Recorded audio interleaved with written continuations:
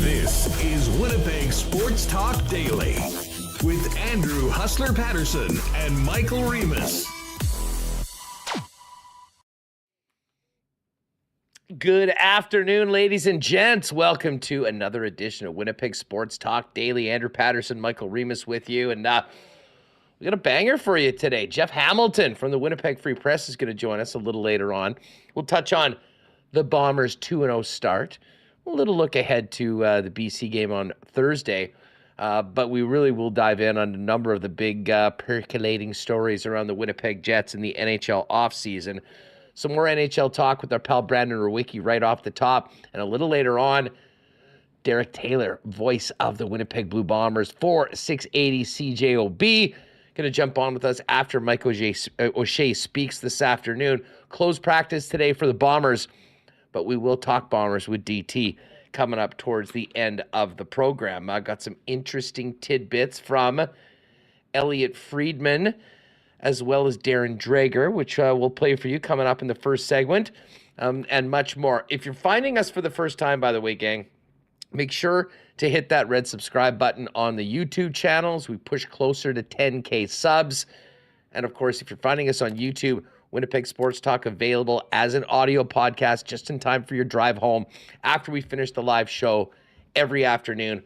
Go to your favorite podcast server, search Winnipeg Sports Talk, and subscribe there. Just before we bring in Michael Remis, huge thanks to the sponsors that make this show happen each and every day. Assiniboia Downs, Winnipeg Gold Eyes, Modern Man Barbershop, Aquatech, Canadian Club, Manitoba Battery, Wallace & Wallace, F Apparel, Nick and Nicky DQ, Vita Health Fresh Market, Princess Auto, Consolidated Supply, Royal Sports, Boston Pizza, Breezy Bend, Aikens Lake, and of course our favorite local brew, Little Brown Jug. And we will get to the Coolbet Lines later on, but do not forget, next Monday begins NHL Draft Week in Nashville. Winnipeg Sports Talk will be there all week long, beginning on Monday, presented by Coolbet. So make sure to join us next week live from Nashville for what should be a pretty wild week for the Winnipeg Jets. Let's get this going on a steamy afternoon on one of the longest days of the year. Michael Remis, how are you, my friend? Yeah, just counting down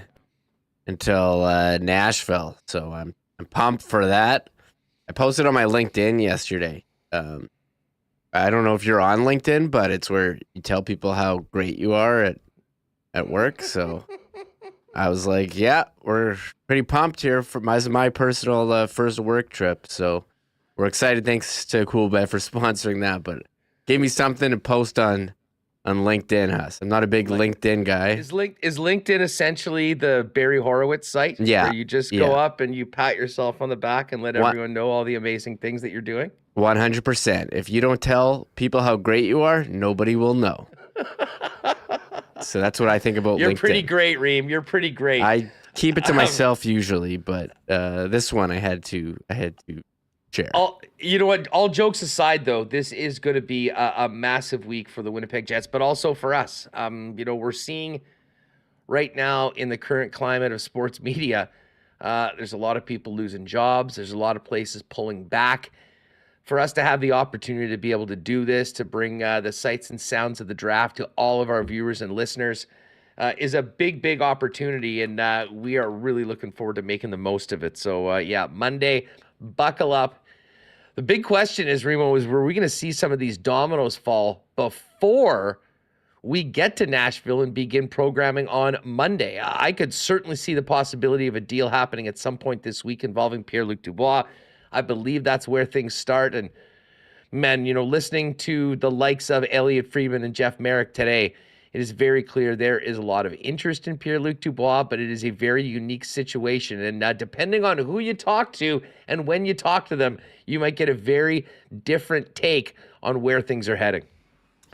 I'm looking at Twitter today, and I don't know if this has been like perpetually trending since the Stanley Cup was handed out, but oh, look, second on my list, Dubois trending. I don't know if that's because I'm number one on my list. Is it number one on yours? Well, mine Yeah. is something called the HPE Discover.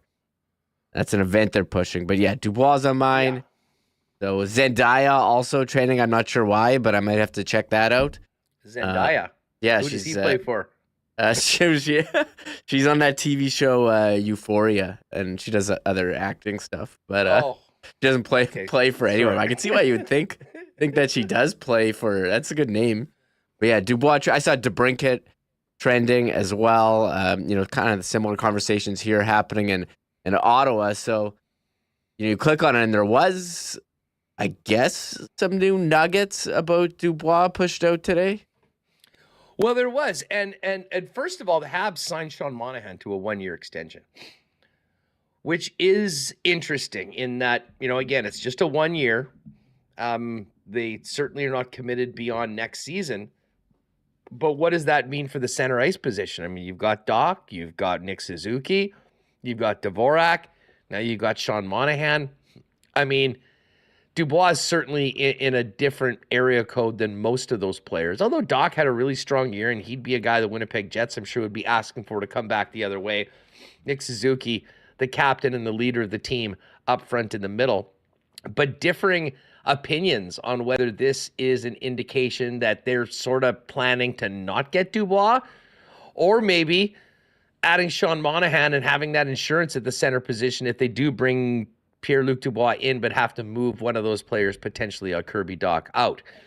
But Arpon has an interesting, and of course, he was the one that broke the news of a 5 to 6 team trade list and the desire to have an 8-year sign and trade deal done with the Winnipeg Jets before moving on. And the title of Arpon's article today is why Pierre-Luc Dubois trade criteria makes it unlikely he lands with the Canadiens. So certainly from someone very tied in Montreal, making it look like this ship has potentially sailed for this. Here's just a key paragraph from it. This is an extremely complicated transaction to pull off. First off, the Dubois camp has ensured the list submitted to the Jets only includes teams that would be willing to acquire Dubois after he signs an 8-year deal with the Jets in a sign and trade. For now, those teams just know the general parameters of what the contract will be. The current stage is Cheveldayoff playing those teams off each other to get the best possible deal for the Jets. And once he does that, Pat Brisson would come in to hammer out a new deal. A misstep at either of those stages, the trade or the contract negotiation, could result in the deal falling apart, and I'm going to start over with another team. One other tidbit that I'm sure will make some more Jet fans happy. What's important to note here is Dubois, according to a source close to him, wants to do right by Winnipeg to some extent. That's why he provided a group of 5 or 6 teams opposed to insisting Winnipeg deal only with Montreal, his original desired destination. That, as the source described it, was a decision Dubois made with his heart. But once his head got involved, he opened his mind to other possibilities that would meet his criteria for furthering his career in a long-term deal with a new team. To me, Remis, the most important part of all of this is the continued reporting that this will be a sign and trade deal. And if the Winnipeg Jets sign Pierre-Luc Dubois to that 8-year extension and trade him with contract certainty to the other club, you would have to think that return for the Winnipeg Jets, which is what we're mostly concerned about here in the Peg, will be considerably better than getting forced into making the best out of one possible destination, a la the Jacob Trouba trade, which, to be honest, considering the circumstances, Kevin Cheveldayoff did quite well in. Yeah, I actually thought they did okay on the Trouba trade. We can't really evaluate this one until it happens, but that part where he said he only wanted Montreal, but then his head was like, maybe we should go to, open it up to other teams, and you're hearing LA as one that's mentioned all the time. it sounds like to me, Huss, he's kind of sick of doing these 1-year deals, which is why, you talk about an offer sheet, and maybe he wouldn't sign because he wants to get paid here, Huss. He wants the max term. He wants 8 years. He wants, as he called it, a retirement contract. He's done, screwing around here. You want to get that long-term security, and, maybe you'll have, play a bit more carefree when you're not, so thinking about your contract. Although, if you ask him, he never thinks about that stuff and leaves it up. He doesn't even know what he's having for dinner. I don't think leaves it up to his agent. He didn't even know he was becoming an RFA, basically. So, that's where we're at here. And it's funny, I saw the Sean Monahan alert on my phone, and you're just like, oh, Monahan. But how does this affect the Canadians' want for Pierre-Luc Dubois? And that's basically where we're at. It all comes back to Dubois drama eventually, and right back here to Winnipeg. And listen, I mean, Greg Wyshynski's got a great piece up at ESPN.com today about, some potential landing spots for a player like Dubois that might cause a little bit of chaos. And I'm not sure whether, Wish kind of ran with my suggestion of the perfect scenario here in Winnipeg of the Jets to trade him to the Boston Bruins. And he could take Patrice Bergeron's place there for the future and end up sticking it to the Habs for a long time. But that certainly was one of these spots that was mentioned. But we do have a clip. Let's play this and we can discuss it a little bit. This is from this morning. Elliot Friedman joined Jeff Merrick on the Jeff Merrick Show with what he's hearing about the latest of negotiations and the Dubois situation with the Jets, Habs, LA Kings, and any potential suitors in the league. The thing about the LA stuff is, like, Montreal sitting here knowing that he's their preferred destination. I think there's a couple things at play here. Number one is, does Montreal really, do they sit here and wait this out? Do they say, all right, if the Kings really are going to step up here, are we going to pick up our offer? Or the other thing, too, is, Dubois is looking for, at the lowest, Larkin, which is 8.75, at the highest, Barzell, which is 9.15. So in the 8x9 area, as has been reported, Montreal's indicated it's not really comfortable doing that because of where Suzuki is. And, I don't think that's going to be, I don't think they're going to be able to do that forever. Like, ultimately, the cap goes up. People have leverage. So people are kind of looking at the Canadians here, and the Jets have a bit more time. People are looking at the Canadians here, and they're just wondering, okay, how are the Canadians going to play this? And that's kind of what Eric wrote about and talked with me about yesterday, that, people like Montreal has to decide here, how much do they really want this player? And is the answer, yes, we go in, we close the deal now, and we sign him?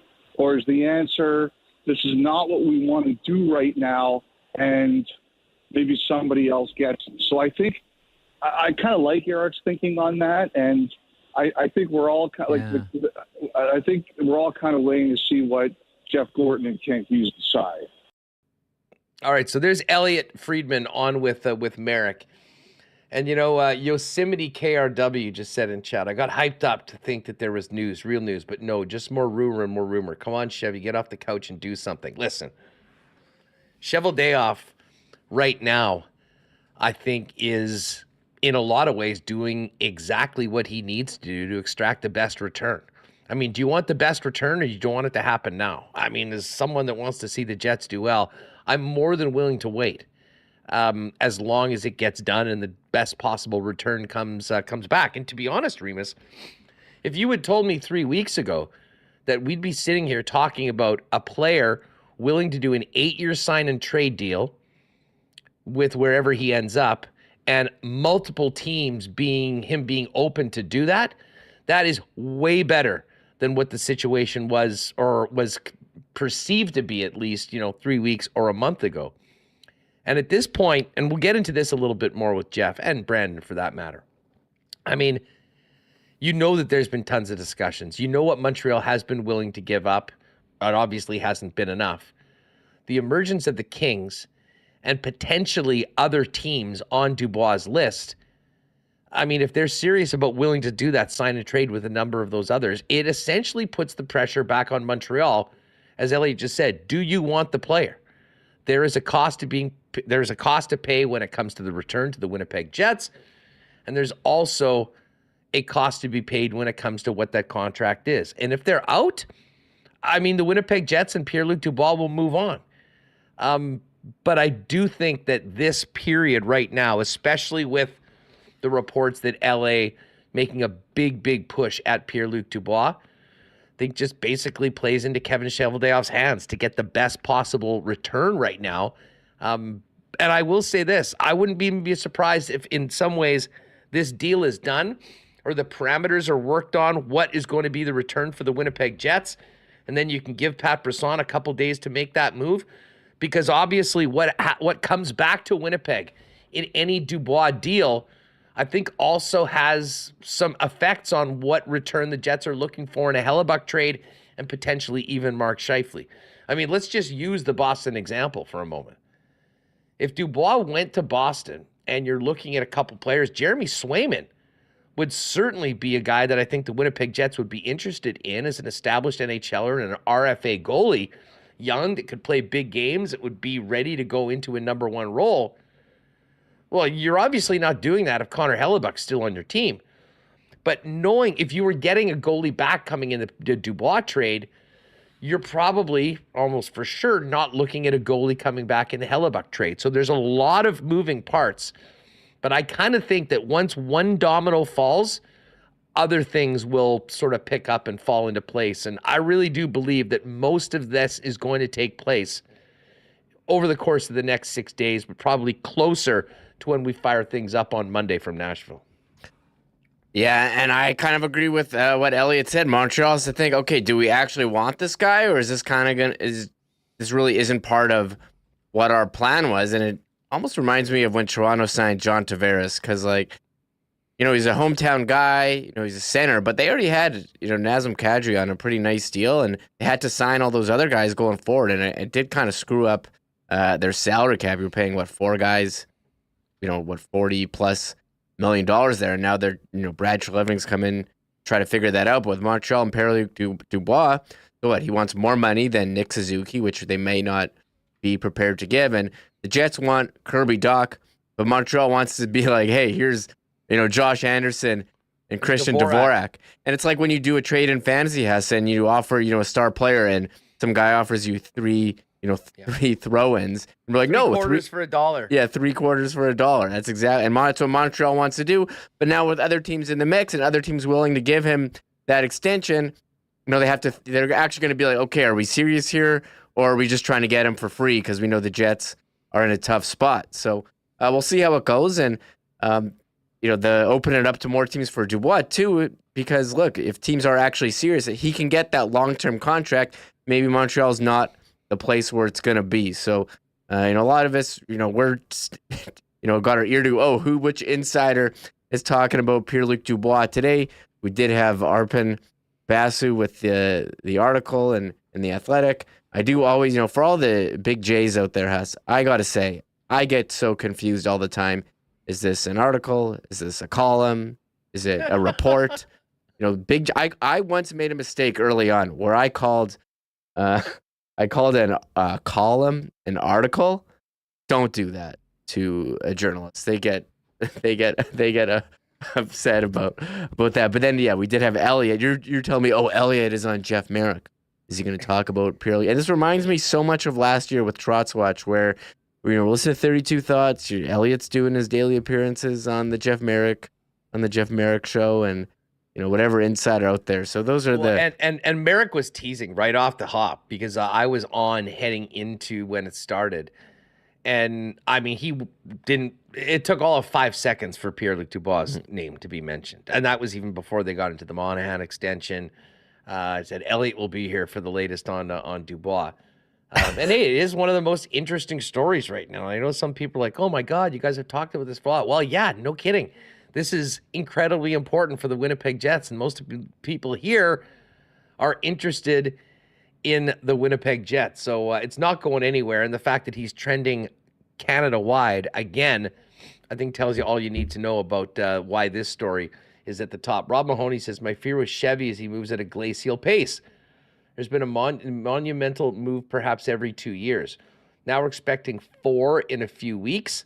I just don't think Chevy is that guy. Well, listen, the Blake Wheeler monumental move is not going to be a trade, or not going to be anything like a potential return for Scheifele, for Hellebuck, or Dubois. But the other thing is the deadlines are what create these deals to get done.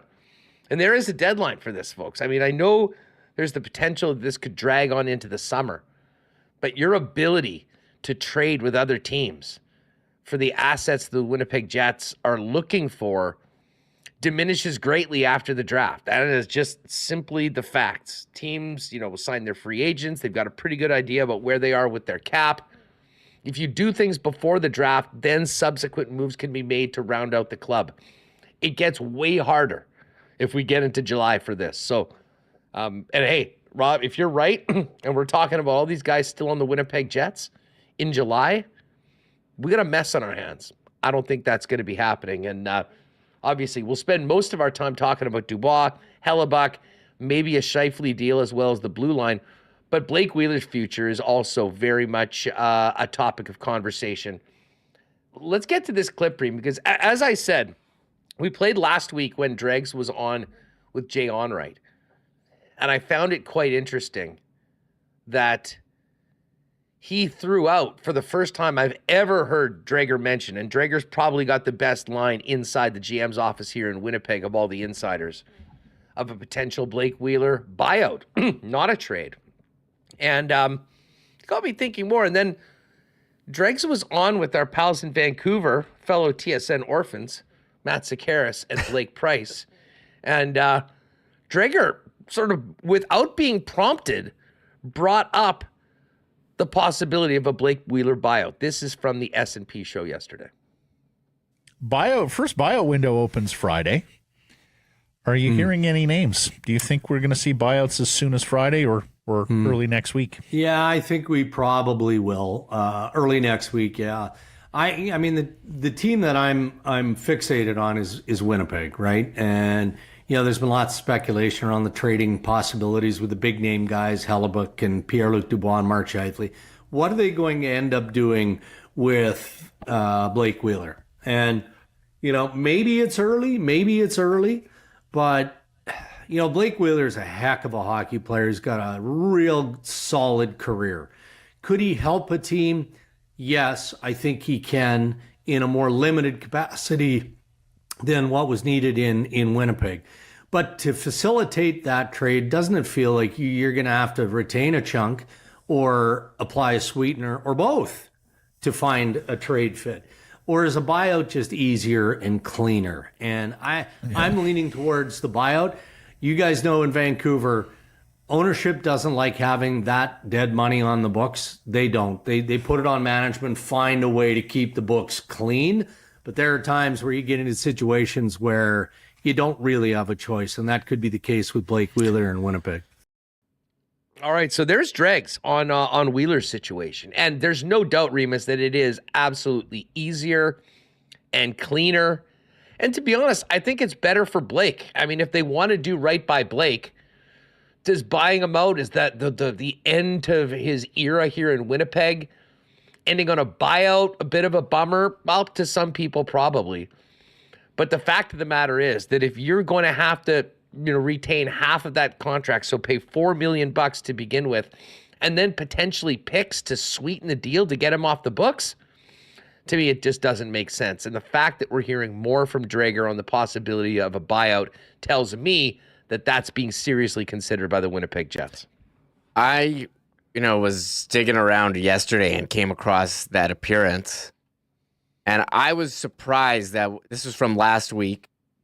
And I was surprised that unprovoked when they're like, hey, Dregs, what do you think of buyout window? Who's going to get bought out? And it was on a Vancouver show. And it wasn't, Oliver Ekman-Larsson, what if they, he's a guy who wasn't playing and has got a bad contract. It was in going to Winnipeg and mentioning Blake Wheeler, who, and as you said on Jay Onright, he just casually suggested the possibility of a Blake Wheeler buyout. But this seems more substantial and something the Jets might be considering. And I don't know, like, if you could even trade him, and is it even worth it if you can just buy him out and free up some salary for this offseason, where a lot of teams are up against the cap and guys are going to be looking to move some stuff around. So if they were to do that, I think it would be a sad end. But look, they stripped the captaincy, or they removed the C from him, and it seemed like it didn't have the effect that they wanted, just going by everyone and a couple guys at the end of the year saying, hey, Blake, he didn't have the C, but he was still the captain. If they're looking to turn this team over and make some changes, that would be something they're seriously looking at. So they have till Friday. What's the buyout window closed? This Friday or next? Yeah. This Friday? I believe so, the first one. And then there's another one after after arbitration, basically. But I think those have to be involved in ARB. Bottom line is we might not talk as much about the Wheeler situation, just because, the most interesting thing to Winnipeg Jet fans when we're talking about these trade is the return. It's not going to be significant return, but I think for a number of reasons, and we'll get to this with Jeff a little later on, they're looking for some addition by subtraction, both from the culture of the club and what that does for some of the other individuals, allowing them to truly rise into leadership roles of the Winnipeg Jets and be the culture carriers for this club. All right, Brandon Rewucki's coming up in just a second. Hey, shout out to our friends at the Gold Eyes. 30th anniversary season continues, and the Fish are back, and thank God. That was a rough road trip. They've not been good on the road this year. They have been real good at home. We got a heck of a night for a little bit of baseball, a few cold beers, a dog, and taking in what the Fish have waiting for you at Shaw Park. They're taking on the Lincoln Salt Dogs tonight, 6:30 start, goldeyes.com for tickets. You can also search out there for group tickets, suites for a particular night, and much more. I've got to give a shout out to our friends at Modern Man Barbershop as well. Modern Man, now with 8 locations in Winnipeg, including the newest locations in either Pembina Highway or Plessis Road. Modern Man Barbershops offer a variety of grooming services, including haircuts, beard shaping, shaves, color services, and more. You can book your look online via modernmanbarber.com and give them a follow on Instagram at Modern Man Barbershops. We're going to be pushing 34 degrees today, folks. I know some of you are thinking, man, I wish I had a pool. Well, hey, make 2023 the year you take the plunge. Visit aqua-tech.ca to design your own custom pool. Their team can provide on-the-spot pricing from designers as well as financing options that suit you. And whole home rentals start at Aquatech as well. Aquatech's ready to make your reno dreams a reality with thousands of rentals as their foundation. Learn more about design, pricing, and financing options at aqua-tech.ca. Well, summer's here. The battery blowout sale just finished at Manitoba Battery, but incredible savings continue throughout the month as Donnie and the gang celebrate their 10th anniversary as the best and only place to get batteries for pretty much everything you need. In the winter, it's your car, it's your truck. Right now, though, it's the fun stuff. Boat batteries, as we mentioned, incredible prices. ATVs, scooters, jet skis, anything you need to make your summer better, Manitoba Battery's got the battery for it. You'll be shopping local. You'll get the best price in town by a long shot. And of course, the most convenient service with free delivery on any purchase over $60 anywhere in the city of Winnipeg. Find out more at manitobabattery.com. And hey, we're counting it down 2 days till the Bombers are back. Going to be another heater. And I have a feeling we're going to see a few more people enjoying those delicious Canadian Club and ginger ales at IG Field. Of course, Canadian Club, Canada's favorite Canadian whiskey, is the official spirit of the Winnipeg Blue Bombers and WST. Canadian Club's available at your local Manitoba liquor marts and throughout IG Field. And, of course, CC and ginger ale premixed cocktails at the games, liquor marts, and your favorite beer vendor. All right, let's get Rewucki in here for his weekly visit. Brandon Rewucki, the host of Skates and Plates. Brandon, what's up? I guess some congratulations are in order. Yeah, thanks, man. Appreciate it. Number 2, finally about 2 weeks overdue, but worth the wait. So, yeah, family's doing good. Not sleeping. Excellent. A lot of caffeine beside me, but we're getting through it. We're getting through it. Little brother or little sister? Little brother. Yeah. So we got one of each now. Oh, perfect. I can see you're already on the verge of being one of those psycho hockey dads, and he's not even. No, I'm joking. Psycho golf dad. Oh, yes, for sure. Hey, speaking of golf, what'd you think of the U.S. Open? I hated it. I thought it sucked, which is wild too. It really was the course though, because I mean, you had some tremendous storylines, right? Like Ricky to me was the story. It sucks that he wasn't able to get it done there. But I mean, just seeing him be competitive was awesome for 3 days at least. And then Rory, oh man, he just sink a putt, man. That's it, right? Like that's all it is with Rory. And it's crazy too, because he's not even playing bad, but like he's an inch off on a handful of putts, and that's why he hasn't won in 9 years, as opposed to why he's maybe picked up 2 or 3. The other thing too is like, and he's been the most, I don't know, tantalizing player since Tiger was seen as the heir apparent. You don't get that Tiger moment from him, right? Like that to me is what's been missing, and why he hasn't officially been in the winner's circle, is that you need, like in these tight 1-2 stroke differences, you need one of those signature moments, and he's just, for whatever reason, unable to pull them up right now. But I thought the course was horrendous. I mean, come on 18, to have a football field wide fairway to try to set up some draw, like that Wyndham Clark shot tracer, that looked like it should have been. I thought it was on a different hole. Yeah, I literally thought, oh my God, he went onto the other fairway. No, he was just right there. If that was Pebble Beach, it would have been 200 yards into the ocean, right? Like, I hope it's a one and done, but maybe we'll see. We'll see if this is kind of the crowning moment for. Yeah, it would have been better if they had fans. I mean, that looked like one of the early live events on the first 3 days, to be perfectly honest with you. Got a few more there. Anyways, would you have been able to pick out Wyndham Clark from a police lineup 2 weeks ago? I couldn't do it now. But good for him. Hey.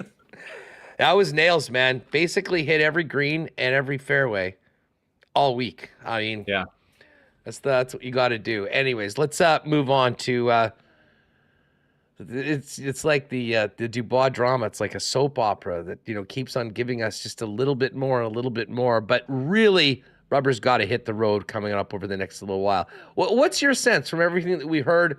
Los Angeles Kings being significantly in, and really not knowing where there is a true want from the Habs to make a deal happen. The Winnipeg Jets have been willing to move on this for a while, and I'm sure would have loved to have got it done earlier. They have not stepped up and paid the price that Kevin Cheveldayoff has asked for, Brandon. Do you think as we get closer to next week, there's a likelihood that Montreal does finally step up their offer? Or are you thinking that LA or potentially one of the other teams on his list is the eventual destination with an 8-year sign and trade? Yeah, honestly, at this point, Huss, I might be as equally surprised if Dubois is on the Jets compared to if he's on the Habs. I just don't see it happening. And it might just be that it's not the right time for a trade like this to happen. But, I mean, Montreal, for good reason. This is when the trade's happening, though. Like, that's the thing for Montreal.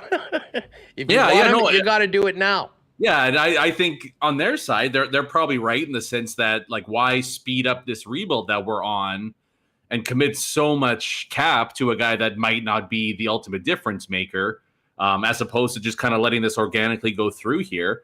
And they're not willing to give up any of their top assets. But from the Jets side, we need top assets for the guy, right? Like, it's just, I think both teams are right, and that's ultimately why I don't think it gets done. I mean, I'll be pretty shocked if it's not LA at this point. It just seems like anytime you get a team that's been after a guy for a number of years and through a number of teams, it usually finds a way to get done at some point here. And I just, for whatever reason, Kings management seems to love the package that Dubois brings to the table. And I think they've got the appetite to get it done. I mean, time's running out on Kopitar and Doughty in terms of them being high-end contributors, right? They've got the prospects, they've got the picks. It makes too much sense, I think, for this not to happen. Now, the big question is going to be, at least from Winnipeg's side, is are we talking a Dubois for Byfield swap, or are we talking Dubois for Velarde and spare pieces or other parts of the trade, right? That's to me, that's kind of the main question of this that I think we're going to see take place. The other intriguing part is just, who could be the other mystery team, so to speak, in this. And I do wonder a little bit about Colorado, Huss. The Avs are just they're kind of quietly going about their business, but I mean, they were so good this past season, but it's pretty evident that, when they had Kadri 2 years ago, they were a powerhouse. And they don't need a guy that can, be a 95-point centerman behind McKinnon. They need a guy that can be a number 2 disturber and give you 60, 70, 80 points. And I think that's ultimately what Dubois is going to give you. So I wouldn't necessarily rule out an interdivision trade here, but all signs point to LA, and I'd be pretty surprised, man, if we're not talking about what the new look Winnipeg Jets are going to be looking like in a couple of days' time. Yeah, and listen, I wouldn't be surprised, and I sort of speculated this at the beginning of the show, that a deal is even close to being done or gets done, and we don't find out about it for a couple days, because the one thing that's very different in Cheveldayoff's situation than most other GMs is that all of these moving pieces are parts that are tied to each other. And I mean, let's just throw out the example that PLD goes to say it's a Boston and you have Swayman coming back. Well, I think that significantly changes maybe what you're asking for in a Hellebuck trade. Exactly. To line things up and even get the pieces in place for the framework of what the deal will be, because then Paterson's got to work out that contract as well. So there are a lot of things that we won't know are happening as they happen, but it could be kind of a domino effect of one trade to happen, then another one. Certainly the Hellebuck and Dubois are the ones that I think we're most keenly interested in, because they've indicated that they're not re-signing and the time is now to get max value. And then, of course, you move on to Mark Scheifele, who I'm sure they're having conversations about him, and then clarity as to how they're going to handle this Blake Wheeler situation.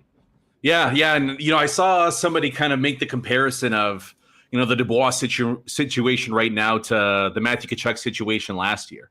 And I just think it'd be a terrible mistake to let this drag out into July. I'm not even, taking into the potential of an offer sheet and things like that. But I think you nailed the main point here. Like, if you're Winnipeg, and I don't even know if it matters if you want to be competitive this season or you're headed into a rebuild, whatever it is, you kind of need to know what you're getting back. And then we can figure out how best to stockpile the rest of the assets that we're going to be getting here. Because, I mean, a Hellebuck trade involves a lot more teams by the sounds of it, and you can get pretty flexible in terms of what you bring back, right? I mean, the big one would be Boston, right? Like, if you're sending them to Boston, it's obvious that Swayman is part of the package coming back. So that kind of alleviates the need to look at goaltending, right? But if he goes pretty much anywhere else, a goalie isn't going to be part of the mix. And so do you try to go after that in the Hellebuck deal, or do you maybe try to find a stop, whatever it might be, right? But I just think there's too much at stake here to have this one pushed a few weeks into July. I mean, you got the draft coming up. I mean, potentially 2 other massive trades in the next couple of days as well. If this is the first domino that needs to fall, tip the domino over in the next 48 hours or so, and then we got some time at least to figure things out before the draft gets underway next week. Yeah, if it's not a good, talented young goalie like a Swayman that, you could be able to sign and have under team control for a while with some cost certainty, I'd be fine with the Winnipeg Jets just looking at futures, whether it be picks, as opposed to getting a goalie in. Because the one thing that will play into Winnipeg's hand when we get to free agency is opportunity. I mean, if Connor Hellebuck's not a Winnipeg Jets, you're talking about 65-plus starts that are on the table for somebody to come in. And, I know they feel great about DiVincentis, who was the OHL's goalie of the year. He's not going to be ready to go for 2 or 3 years if things continue to trend in that right way. So a shorter-term deal at reasonable money, maybe for 1 or 2 goalies, could absolutely be the way the Jets go out. And if you do that, then you can really focus on young players, or maybe get a few more lottery tickets, if you will, of the things that come back, and hopefully one or more of them pop. And, you look back at that deal going, wow, that was great value. Look at what that's done for the team in the long haul. Yeah, it's funny that if Hellebuck gets moved, and even if a young goalie does come back, I mean, either way, it's a pretty decent free agent goalie market here. And I think the Jets have kind of situated themselves nicely to bring somebody in, again, either as a platoon or as, maybe a quote unquote 1A type of a guy. Because, if you're a goalie looking at the situation here, no matter how good the team is, you're playing, I would imagine, if you're a decent tendy, about 50 games or so. You sign a 1-year deal, play a bunch, maybe get moved at the deadline to a team and, build your profile more there, but getting a bunch of starts in, and then the cap, as it's supposed to, goes way, way up next year. you can easily turn a brief Winnipeg stint into a solid 3-4 year jackpot to an extent, right? So the Freddie Andersons, I mean, I don't know if Varlamov would necessarily be in that mold still, right? But like there's a few, Korpisalo as well. There's a few guys that would look at Winnipeg, I think at least, as a pretty solid destination. And on top of it too, Wade Flaherty's, he's done great work with goalies. Yep. I mean, Hellebuck, obviously, kind of a different case there, but look at the string of backups that have come in Winnipeg here. Even getting limited game action and have parlayed that into secondary or tertiary contracts elsewhere and have found some success either financially or on the ice, right? So I think it's a pretty damn good situation for a free agent goalie or a trade candidate looking at the Jets where they're at heading into the season and say, hey, you know what, this might not be too bad for at the very least 8 months, and then we can figure it out after that. Yeah, and you know what, Brandon? I mean, I would not be adverse. I mean, listen, I think everyone knows I'm a huge Hellebuck guy. I think he's the franchise player. If there was an option to sign him to a big money deal, I would do it. But I also understand that they've apparently said that the next contract's not going to be here. So you have to go and do what's best for your club, and that's getting the returns back. I would not be adverse, if that's the case, to maybe going with the two-headed monster, both out of free agency on relatively cheaper deals with a couple guys to battle it out. And I think of Laurent Brossoit. I mean, Brossoit is probably the odd guy out in Vegas. Logan Thompson, they still have. He's their younger goalie. He was hurt. He would have been their number one this year. Let's assume that Aiden Hill signs and returns to Vegas. Well, then Laurent Brossoit is on the market. And this is a guy that I think, did have success working with Wade Flaherty, and I think would be open to coming back. I mean, if you're a goaltender that wants to play, that really wants to establish yourself as a number one, if Connor Hellebuck's not in Winnipeg, you'd be hard-pressed to find a better spot with more opportunity to really establish yourself as a one than right here. Yeah, I have no problem with that. And the guy likes the city too, right? It was just opportunity that I think led him to go elsewhere, knowing that Hellebuck's going to get 75% of the starts. But, Brossoit, I think, is fine. You need to have a pretty good backup option there, too, because I don't know health-wise if he's going to be able to play anything more than, 35, 40 games. One guy, too, that maybe looking at this almost as a, sign a guy to a lottery ticket to an extent, and, hey, maybe you move him at the deadline for a piece or two. But Tristan Jarry is kind of intriguing as well. He's played pretty well for Pittsburgh, but again, a guy that's had health problems, hasn't been able to totally stay healthy there. You might not feel great about Jarry and Brossoit together, knowing that they're probably not going to be able to withstand a whole season like that. But, Tristan Jarry coming in as a guy that relatively young too still, you could do worse than that. I mean, even a Freddie Anderson, man, like Freddie, another guy with health issues.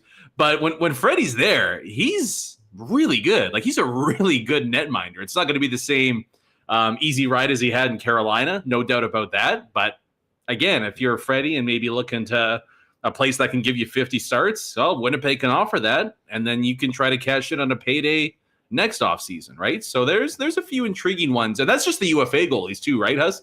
There's probably going to be a handful of teams. I mean, we're not even talking about maybe you trade Hellebuck to one team and use some of those assets to get a Carter Hart, for example, and there's your future in that, right? Like, I'm not saying it's going to happen, but, there's a way you could work this depending on what you get back here to go shopping and find a guy that can be either your goalie of the future or just a stopgap for a year or two. Well, and here's the other funny thing. Depending on what comes back in these deals with Hellebuck and with Dubois and potentially Scheifele, the Jets may end up with far more cap space than you might have projected if those guys were all on the team. And if that's the case, then all of a sudden, Brandon, you put yourself in a position that you might be able to take a goaltender that is maybe a little overpaid for his role on another team, take him to come here. Yeah, well, Jack Campbell is an interesting one. Although, with that, you got to swallow 4 years of a contract. Yeah, I don't want to deal with that long of a poison. But the reason I bring that up, and I mean, sure, like he'd be in that conversation, is what's the sweetener? What's a team like Edmonton willing to get that off the books with where they're at in challenging for a cup? And that could be sort of an under-discussed part of the opportunities that come out of this for the Winnipeg Jets when all the chips fall. So 100% it. I mean, Campbell is an intriguing one because, I mean, he's not as bad as he was this past season, but that's a pretty rough contract to have still. But having said that, like, could you get a Dylan Holloway out of taking the Campbell deal on? Like, you're for sure getting at least a first-round pick out of it. But, like, I really wonder just how much they'd have to pay to get out of it. But there's a handful of teams right now, I think, you can call them contenders or even just playoff teams, that might need to shave off $3, $4, $5 million of the cap to try to make some improvements elsewhere. And that's why, you know, utilizing and weaponizing cap space is really, I think, one of the most underappreciated tools that a GM can use. I mean, we've seen other clubs do that to great benefit. And hey, if that's what the Winnipeg Jets have to do, then go ahead and do it. And that can kind of play into we want to try to still have somewhat of a wild card team this year, right? You know, I think obviously Chicago is going to be one of the teams that does that, but there's a handful of teams out there as well that are going to be looking to bring in, hey, we don't really care about a guy's cap hit for next year if it's $6 million. We've got some space and insulate the youngsters and things like that. There's no reason the Jets can't do that on maybe a 1 or a 2 year deal, ideally, and have somebody come in like that. Are they going to go that route? I would be very surprised. But I think that's definitely one of the avenues that we've seen this management group shy away from. And I think it's a really underutilized tool in terms of kind of quietly, efficiently building out a franchise that can compete year in, year out. Brandon Rewucki's with us. Make sure to subscribe to Skates and Plates wherever you get your favorite pods. Rue, if we're looking at the Winnipeg Jets and Pierre-Luc Dubois as a potential landing spot in LA, but also in Montreal. We've heard so much about Montreal. What was your reaction to the news today of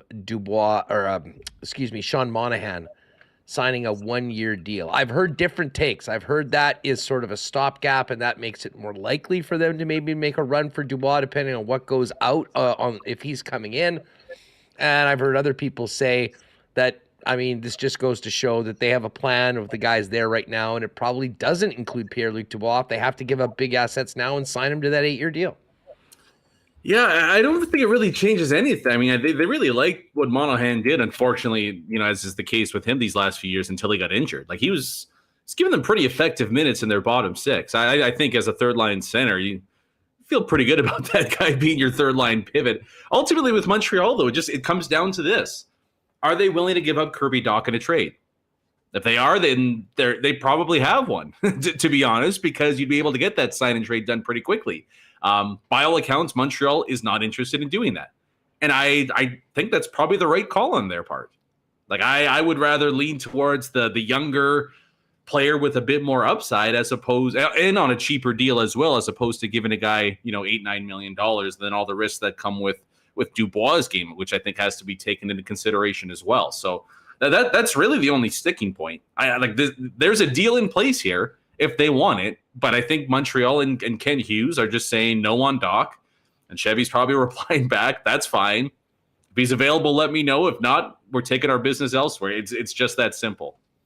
Hey, let's just have a little fun here for a second. Dubois has reportedly given Chevy, or Paterson's given Chevy, a list of 5 to 6 teams. We know Montreal's a team. We know the Kings are a team.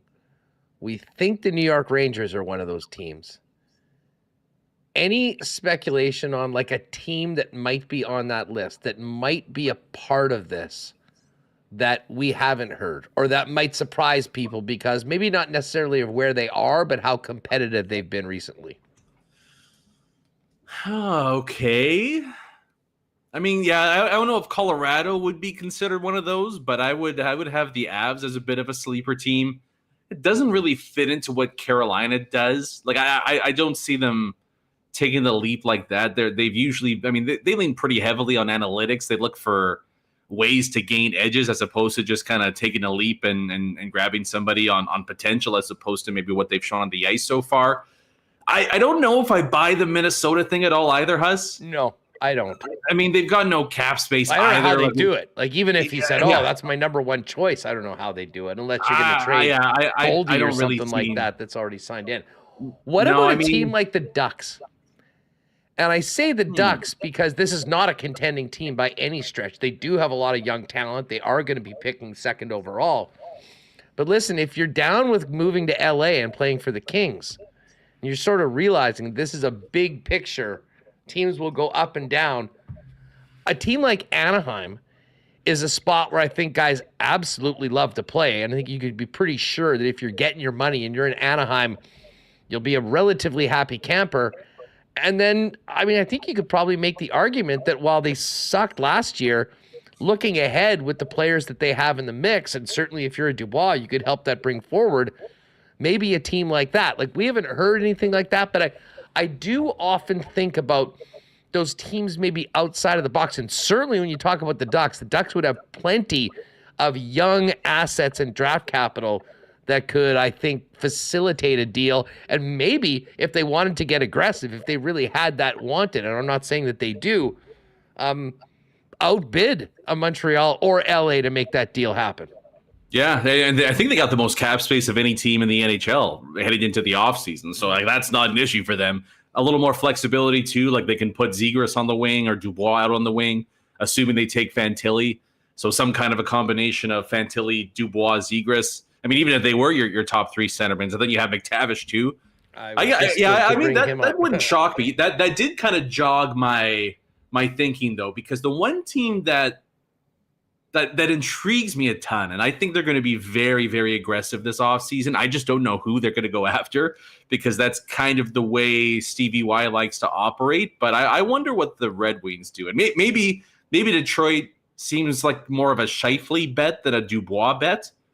But you talk about teams that are quote unquote on the rise. You know, they made a big splash in free agency last year. Like they're looking to kind of eventually vault themselves into playoff team status, as opposed to, we're still rebuilding. I mean, they've got a ton of prospects, picks, prospects, cap space, all that.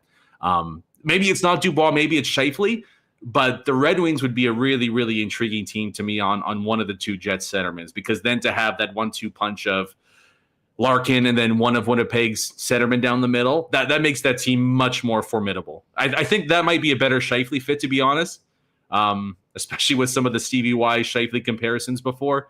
And I could see Stevie Y trying to bet on, hey, give me a 40 goal scoring centerman and I can help to mold his intangibles, because I've had some experience doing that in another lifetime that I had. Well, and let's face it, I mean, Stevie Y apparently was Mark Scheifele's idol growing up. I mean, maybe he'll actually listen to Steve Yzerman.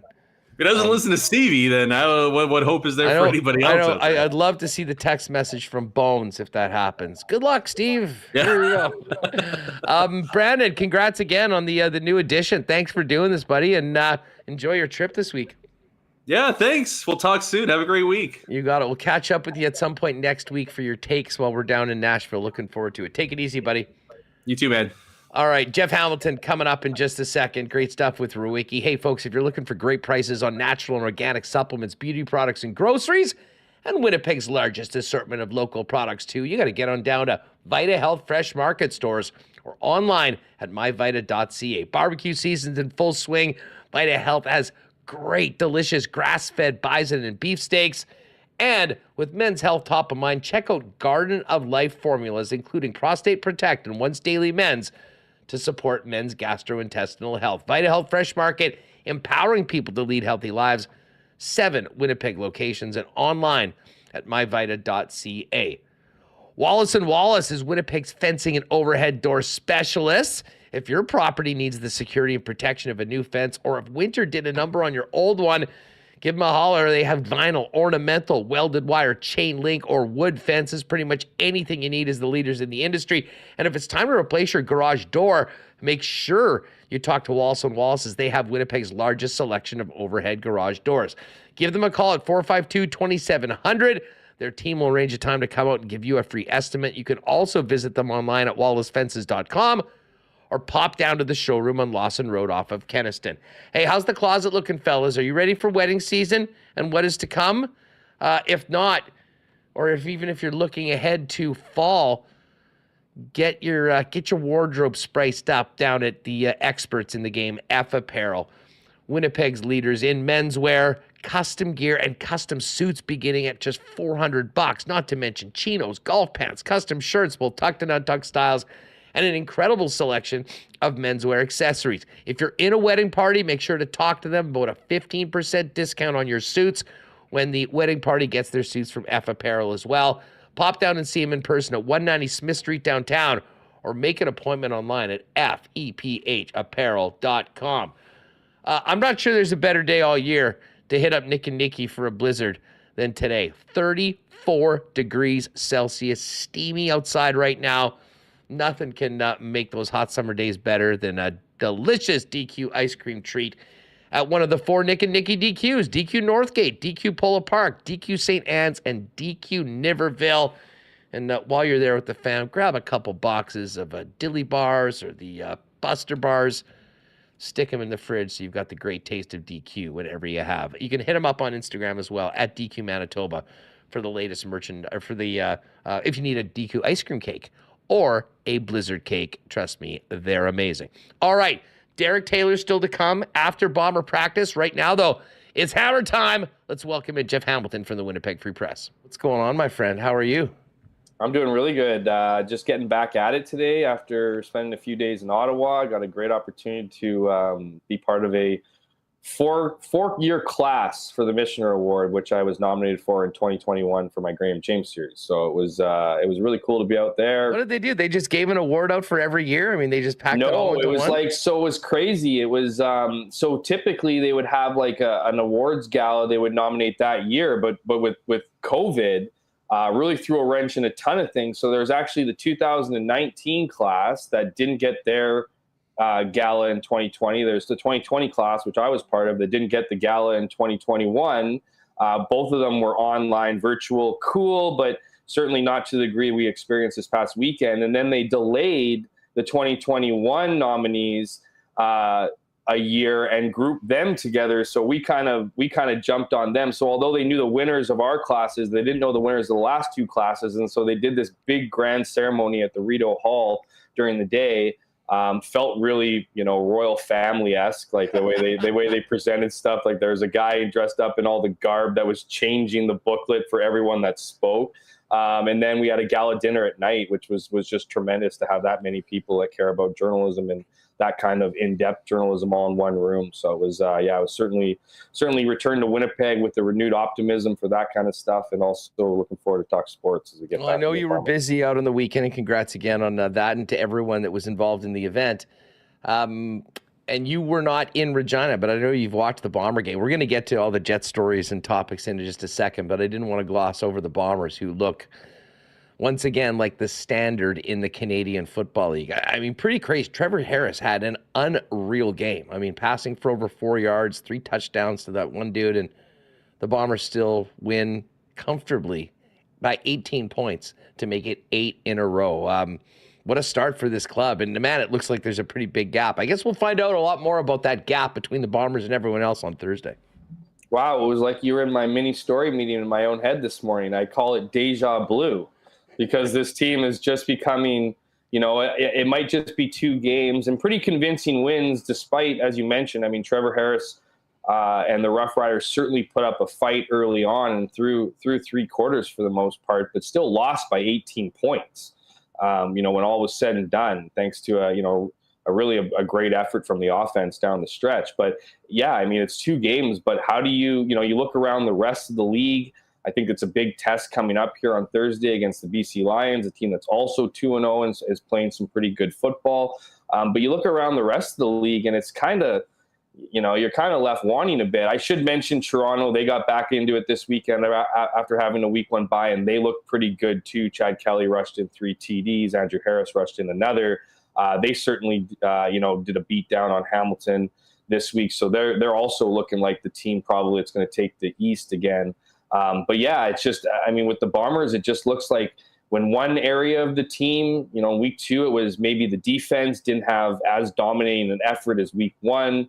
You had other areas pick up the slack, obviously on offense. Zach Collaros and company continued to be juggernauts in the league. And then certainly special teams, who had an off week in week 1, took things personally against the Rough Riders. Janarian Grant's return touchdown. I don't think you'll see a nicer one than that. And, the punting and obviously, Sergio Castillo in the field goal kicking department. I mean, it's just, this team's just once again built to be dominant. And I wouldn't be surprised if they don't go on a similar run as we've seen in the past couple seasons. It's funny you mentioned special teams. I thought coming out of week one, that would have been one area, more on the kick coverage and whatnot that, Mike O'Shea would have liked to have cleaned up. They certainly did. Castillo has been, as advertised, he's been phenomenal. But you mentioned that punt return. I mean, I literally, we could spend all week talking about that because that is such an incredible athletic feat, what he did. I think he ran a total of about 155 yards to make that happen and literally made every guy on the Rough Riders miss a tackle. But Jeff, I did want to ask you about the challenge. That was something that I don't think many people had seen, even knew that you were able to challenge an illegal block on a play of that nature. It certainly was the right call by Mike O'Shea. I mean, were you surprised? Is that something that you had to look, wait a second, can you do that? Because I hadn't seen that before. A couple things. I mean, I'm a little bit surprised about the shock of it all, right? Everyone goes, oh, I can't believe, you would even challenge that play. I just didn't know it was legal. I didn't know you were allowed to challenge. Right. But even then, even when people found out it was legal, they go, well, there's no way, there's so many of those plays in return, in punt and kickoff returns that if you were to challenge, you're probably going to find something somewhere, right? And that it's going to reinforce it. But at the end, on the other side, where it's not surprising is why not take a challenge on that regardless, especially obviously if you're allowed to, but to uphold what was an incredible moment and arguably one of the best return touchdowns in the game. I mean, I know we're in recency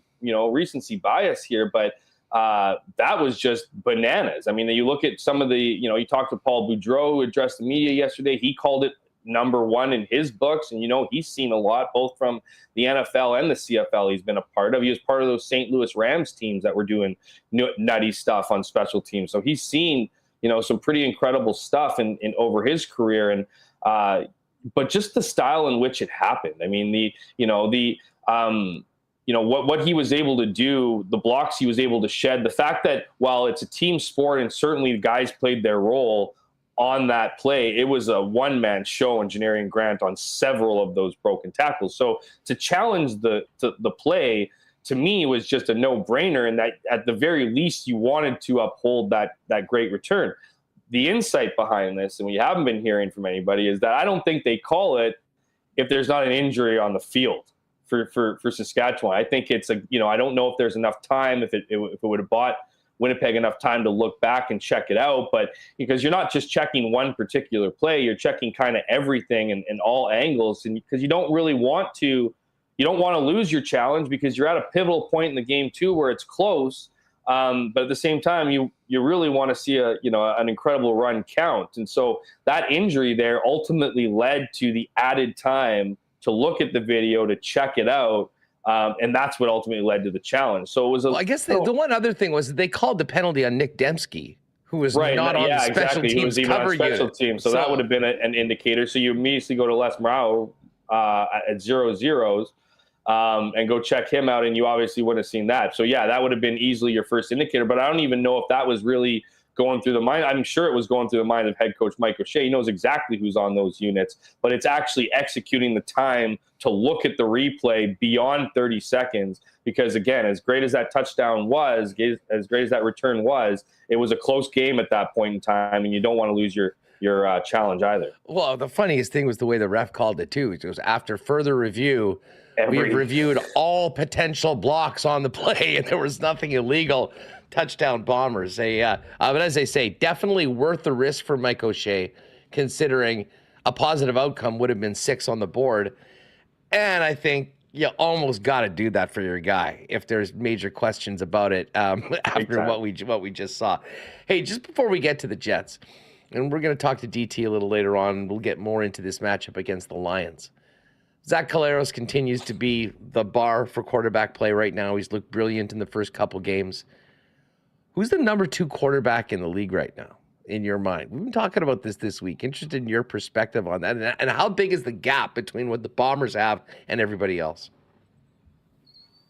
Yikes. Put me on the spot a little bit as I go through, because I've watched all the games, seen all the stats, and I'm reluctant to say Chad Kelly, because although he ran for 3 touchdowns, which is a big deal for a quarterback, if Collaros, was the guy who was punching in touchdowns, he'd have a couple too, which he did have one this week, was pretty impressive. You can't be Bo Levi Mitchell. I think it's Jake Mayer. If you look around the league, Trevor Harris probably, is probably your clear cut number 2 after, because he played well. He threw for over 400 yards. And I'm going to say Trevor Harris for sure is your number 2 because of what he was able to do to the Bombers defense. And more importantly, what he was able to do with guys like Bain Jr., who looked like a stud, Smith, who looked like a stud, Tavon Jones, who looked like a stud. Those guys both eclipsed 100 receiving yards last week. And they don't have, they don't have, are missing a handful of guys. So to me, it's probably Trevor Harris. You head over. We haven't seen Jeremiah Masoli yet, assuming that he's, fully healthy from his leg injury. He was playing some great football. I've always been a fan of Jeremiah Masoli for sure. But certainly Bo Levi Mitchell's not looking like the player we thought he would with Hamilton. You're looking at, Cody Fajardo, Taylor Cornelius, certainly. You put up a goose egg. It's not him, obviously, despite all the weapons that he has. So we talked about this. I've written about this. It's a bit of a crapshoot for quarterbacks, and I think that really is in all the areas that the Winnipeg Blue Bombers are dominating at. I don't think there is a greater margin between 1 and 2 than Zach Collaros and whoever's behind him. Vernon Adams has also been playing well, so that's the other one, right? Vernon, I would say if it's tier 1. You have Zach Collaros. Tier 2 probably has, Vernon Adams and Trevor Harris, and then maybe Chad Kelly, depending on what he can do, and then the rest, it's going to shuffle its way out, I think. It's quite clear the odds makers aren't as impressed with the start of the BC Lions, or maybe they just think the Bombers are that good, because the Bombers are 6.5-point favorites at home right now. We'll get to the Coolbet Lines a little bit later on. Remo, you might want to fire up the Dubois Drama logo, because you know where we're going here, the Winnipeg Jets in the offseason. Jeff, we are just over a week away from the first round going down in Nashville, Tennessee. We're hearing a ton on Pierre-Luc Dubois, Connor Hellebuck's name mentioned prominently, Scheifele, Wheeler, and many other things. What do you make? Oh, let's start off with Dubois, because the news, of course, Sean Monahan signed a 1-year extension with the Montreal Canadiens. We heard Jeff Merrick and Elliot Friedman earlier today talking about what that might mean. Is he a placeholder for a year till they can get Dubois? Or are they preparing themselves potentially to see Dubois go elsewhere? I know you've been kind of doing everything you can to get as much information on this. We're 1 week away from presumably a bit of a deadline in reality to get this deal done before the draft. I'll be honest, I'm waking up every morning from here on out assuming news is going to break about a trade. I think if you read around or if you talk around with people, there's clearly a desire for Montreal to have Pierre-Luc Dubois for all the reasons, we've talked about, whether, him being a French Canadian, obviously being a big, power forward who's a centerman is coveted by all teams, not just Montreal. His admiration for that city and that franchise, all the drama from last year and him being at the draft. Heck, the drama goes back to when he was in Columbus. This is the destination that he's wanted to be in, publicly, self-admittedly. You ask him, he'll tell you. Anyone who's a French Canadian in the NHL dreams of one day, has dreamed and continues to dream of one day donning the Canadians jersey.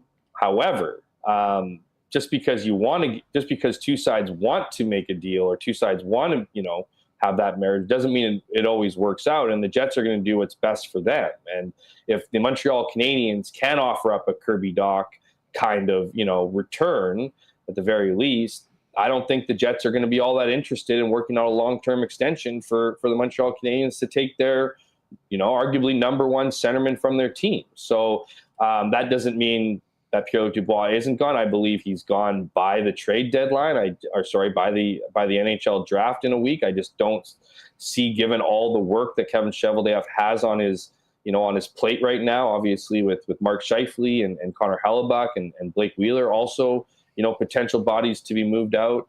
how you can stick around and deal with this. But at the same time, you have to get the best return. And so I think, I imagine those teams that Pierre-Luc Dubois has put down, I'll throw that out there. I mean, LA has obviously been one that's talked about. New York's probably another one. I've heard rumblings about teams like the Anaheim Ducks, which isn't a win now club, but might be a young and exciting group, and you can wear flip-flops to the rink. It all kind of depends on, who are the teams that are obviously on the list, and then what they're willing to give up. Because as much as that does help out the Winnipeg Jets, Pierre-Luc Dubois' ability to work with the team, to work towards an extension, that's gonna result in a better return for Winnipeg.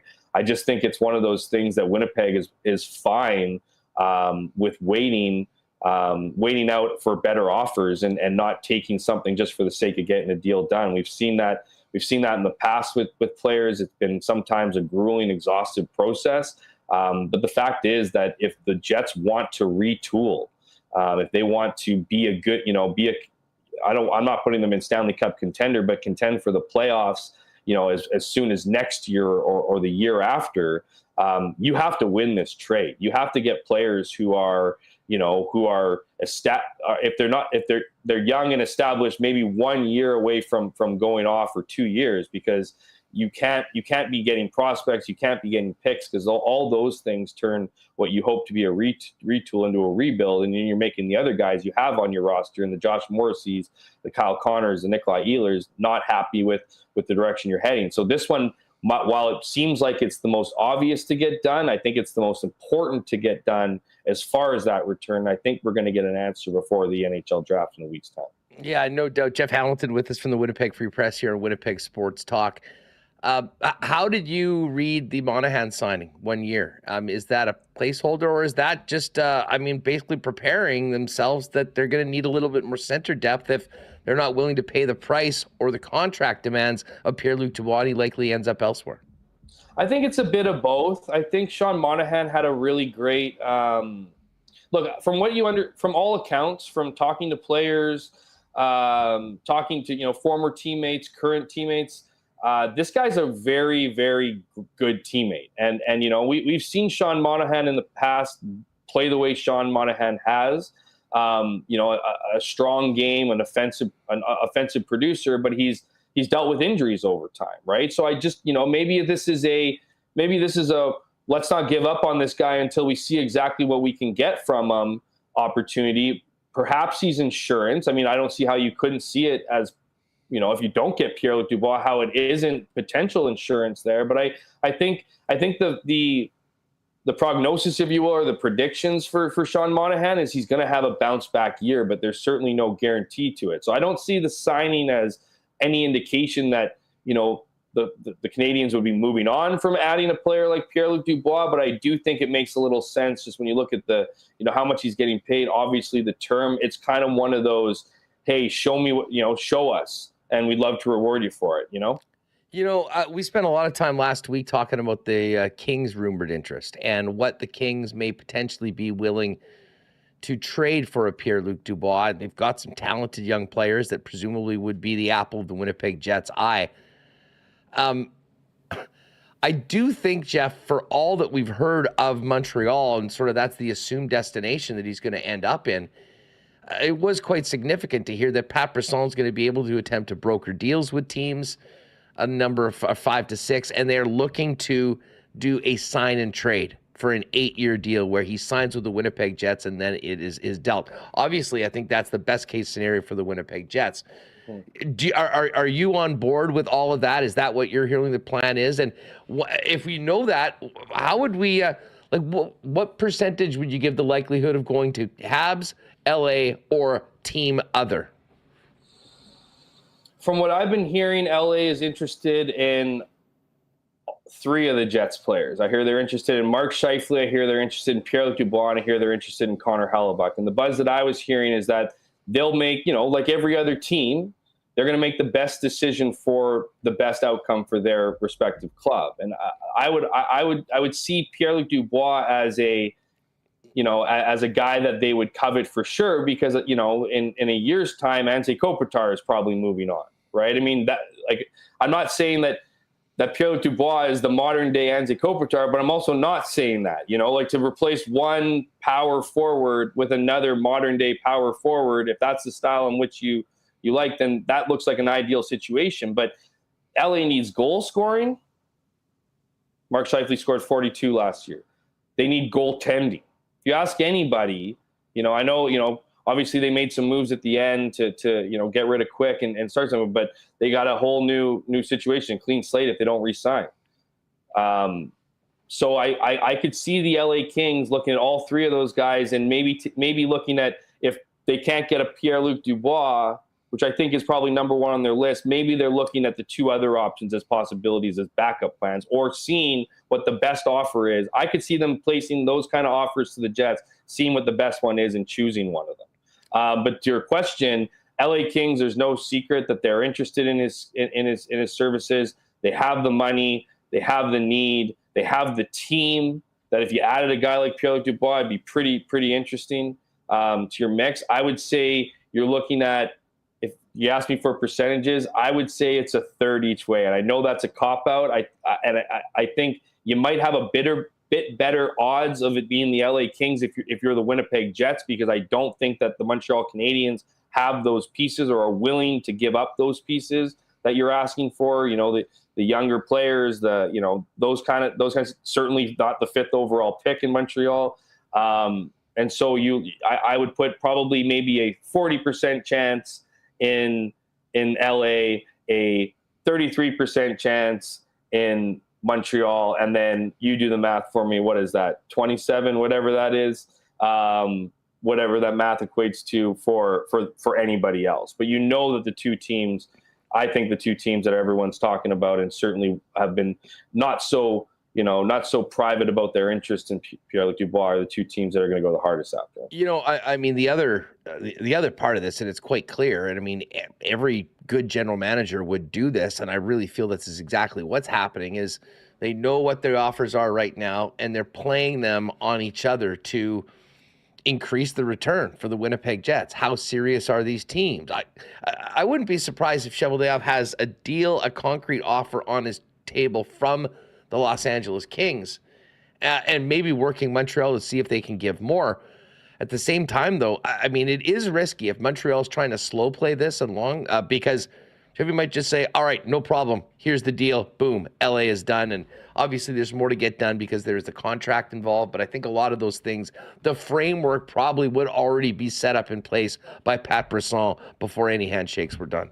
Absolutely. And the one thing I've been saying this on your show now for weeks, I'm just curious where Pierre-Luc Dubois' health status is at right now, because to me, this whole willing to work with the Winnipeg Jets on a long-term deal and trade, that sounds nice, but if I don't buy that stuff, like I think he's looking to sign a long-term deal so that he can kind of get past what I think might be an odd year for him. I'm not projecting he's going to be hurt next season, but he had some major issues heading into the year, and so where is he at physically? You hear rumblings about not showing up to physicals. There's always the opportunities of failing physicals. Like, where is Pierre-Luc Dubois' physical health at right now? Because, it's great to have the long-term security of a long-term deal, but prior to this whole willingness to work with the Winnipeg Jets, when he seemingly wasn't willing to work in the third period of the Game 5 against Vegas Golden Knights, like, why is that all of a sudden becoming a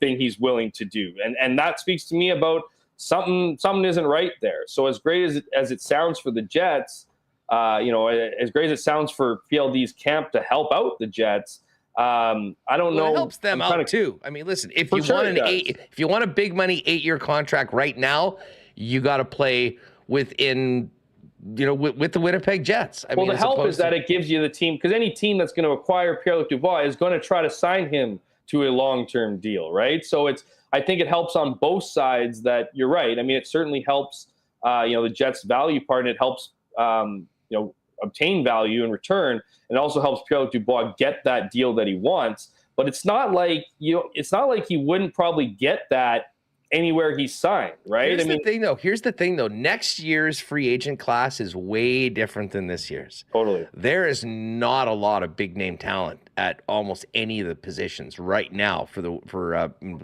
coming up on July 1st. The following year, if guys don't sign extensions, that is a very, very different story. And I think Dubois realizes right now there's interested teams that are willing to make the commitment to him. And Brisson's saying that. And listen, if he went somewhere and had a terrible year, and you know what happened in Columbus and then what happened in Winnipeg, and he doesn't have a great year next year, what does that do to his potential to hit a home run and make that big deal that probably is going to be on the table from a suitor right now? And listen, there's a lot of risk involved. And in some ways, they've taken risk the last couple of years, and they're taking a risk not accepting a long-term offer from the Winnipeg Jets. So they're kind of looking to have their cake and eat it too. Get to a place that he wants to go, but also get that security and the extra year on an 8-year deal on a contract that probably will be the biggest he ever signs in his professional career. No, those are terrific points, but I could throw one back at you. Is his value as high as it could be? You know what I mean? I mean, I get the idea of gambling. I mean, do we all think he's going to go to another team and turn into some guy that's way better than the one we've seen the last couple of years? I mean, it certainly wasn't lack of opportunity that was holding him back here. For sure. And so but I'm just saying, I mean, if he believes, because right now, you know, Pierre-Luc Dubois, much like Mark Scheifele a couple of years ago, like Mark Scheifele, if you asked him 3 years ago how much his next contract was going to be, he'd be eyeing double digits, right? And I mean, and Pierre-Luc Dubois isn't 30. He's 24 years old. So he does, you know, we all know, you know, big centermen get paid. We also know centermen that score points get paid. And while Pierre-Luc Dubois got closer to that point per game player, he never really got there, right? Like he probably thinks that he has more points. He can get more points, right? He can play better hockey, right? I think he still thinks he's working into that two-way player. So as much as you're right, like, you know, I think there is that risk. The irony of it all is, Jeff, I mean, let's just talk about Montreal. I mean, if he goes to Montreal, he's not the number one center. I mean, they got Nick Suzuki there, who's got a C on his chest. And if Kirby Dach is still there as well, listen, it gives you a formidable, from a team perspective, a formidable center position up and down. But I don't know, is that the best case scenario for Pierre-Luc Dubois to go and have a career year in a contract season? I mean, I'm not sure. And to be honest, right, I'm not sure that's the case in LA or some of these other spots. That's so if there's someone that's willing to pay him the money right now and commit to him for 8 years, I get why Paterson wants to make that happen. Oh, I completely understand that part of the gamble. I'm just bringing, you know, I'm just saying that while a lot of the talk around his skill set right now, or his future contract is maxing out around $9 million. And most of I've read and heard reported is that teams don't want to pay him $9 million. And I'm not saying that it'll be above worth 8 that money, but I bet it's 8.25 or something like that. That's probably there's all these different comparisons recently, right? Like Jasper Brett in New Jersey. Like that's another one that's doesn't work in his favor, right, when it comes to points and stuff. But he is a unique player. I certainly see the arguments of both sides. If I were him, I'd be tired of going, 1 year or 2 years and proving yourself. He obviously wants to have that long-term security in a place that he wants to play. He just finds himself in the, in some cases, the unfortunate spot of not really having complete control. While he does have leverage, does not have complete control of where he goes. And he's right now battling with the Jets organization, who is, and we've seen in the past, is willing to play hardball when it comes to negotiating, whether it be a trade or a contract extension. So it'll be fascinating to see what happens here. And while I'm predicting, and many are predicting, that this deal should and will get done prior to the NHL draft, there's always the chance with this organization that it bleeds beyond that. Well, and I mean, hey, this is a crossroads for this organization. I don't think there's any doubt about it. And the other thing, like, I wouldn't be surprised if maybe they've kind of figured out, we've got an offer that we're good to go with on Pierre-Luc Dubois, and are now operating, going on to number 2 on the list, Connor Hellebuck, and other things. Because here's the thing, Jeff. Like, let's just say for a minute, I mean, I know I've always had fun dreaming that Pierre-Luc Dubois might end up in Boston and haunting the Habs for 8 years. If you were trading Dubois to Boston, maybe Jeremy Swayman's part of that mix. Well, that changes what you're looking and asking for with the Connor Hellebuck trade with another team if you've already gotten the goaltender that you think you're going to lean on as your number 1 through a trade of Dubois. So I wouldn't be surprised if there is kind of a domino effect of the deals that happen. But it's pretty clear, I think, with both of those players for sure. And I would even add in Scheifele, although I've been less confident on that those get done maybe even as early as a couple or as late as a couple days before the draft, because certainly there'll probably be a pick or two involved. And, there'll be some more preparation with the new reality of how this team and roster looks after a trade or two, going into a number of other possibilities, including other player moves on the draft floor. So here's the thing, and this is interesting. I don't know if we talked about it on the show last week. Yeah, we did talk about it on the show last week. I think the Jets have a real great opportunity. I mean, if you're adverse to picks, this is kind of the happy medium of it, right? Because there's lots of talk about this draft, how great and deep this draft is. I've talked to people who are, advisors, scouts. They're saying that's not true. Like they're not saying it's not a talented draft. They're saying it's not as deep as people are projecting. Like this idea that you could hit a home run out of round 2 or round 3 or round 4, round 5, that exists every single draft. There's players who blossom at different rates and explode onto the scene from those various rounds. Where the confidence is in the people I've spoke to and the teams I've spoke to is the top end of the first round, say the first 20 players. So if the Winnipeg Jets want to retool, right? Because I don't think they're in a situation where they need to rebuild because of the players they have under contract right now, the ones that are beyond next season. But I also don't think they're in a position to trade their quality players for anybody of similar ilk, right? And so whether you want to go after those players that are like the youngest, best player, the Kirby Docs of Montreal, and players that really nobody wants to get rid of, even if they really want the player that you have to offer. Where I think the Jets and where they can do their homework and where they've proven to be good at in the past, and this isn't just Kevin Cheveldayoff, this is, I'd argue it's more importantly his group of minds that he has around him that are educating him, that are scouting for him, that are identifying long-term players. The Jets, given the players they have, given the market, the trade market out there, as you noted, Huss, isn't that great? They have, in my opinion, the potential to get 3 picks in that top 20. What are they now, 18? The first pick's 18. If they can get 2 more picks, you could kind of be like the Boston Bruins of years ago and just don't miss. You know what I mean? Like, find those players in that. And if it's as good as everyone's saying it is, you have your players. You almost have your new culture. You have the new players you're going to build around, and you have your younger players, your younger, older players like the Kyle Connors, the Nikolai Ehlers, and the Josh Morrisseys to then help bring them in. And I think it makes you a competitive team, makes you a cost, you're not going to be paying up to the salary cap. You're going to be shedding salary, and you're going to be relying on exciting players and then finding that success in a year or two's time. A rebuild is 5, 6, 7 years. It's grueling. It's tanking for years to come. It's hoping to hit lottery picks. It's not fun. Retooling isn't on the fly going to be a great team then one season to the next. There's usually a lull. And I think that would be an ideal situation for the Jets staff to do their jobs, go out there and get some of those early picks and build around players who can be the new identity of your team in a couple of years' time. Yeah, I mean, listen, those picks certainly have a lot of value this year. And I mean, if I'm Kevin Cheveldayoff, if I'm that group, I'm definitely interested in adding some of those. I do understand. I mean, you need to have some warm bodies of some guys that'll come in that might not be up to the caliber of the guys you're trading out, but might make the most of that sort of opportunity. And again, our assets as well, if you decide to go the other way.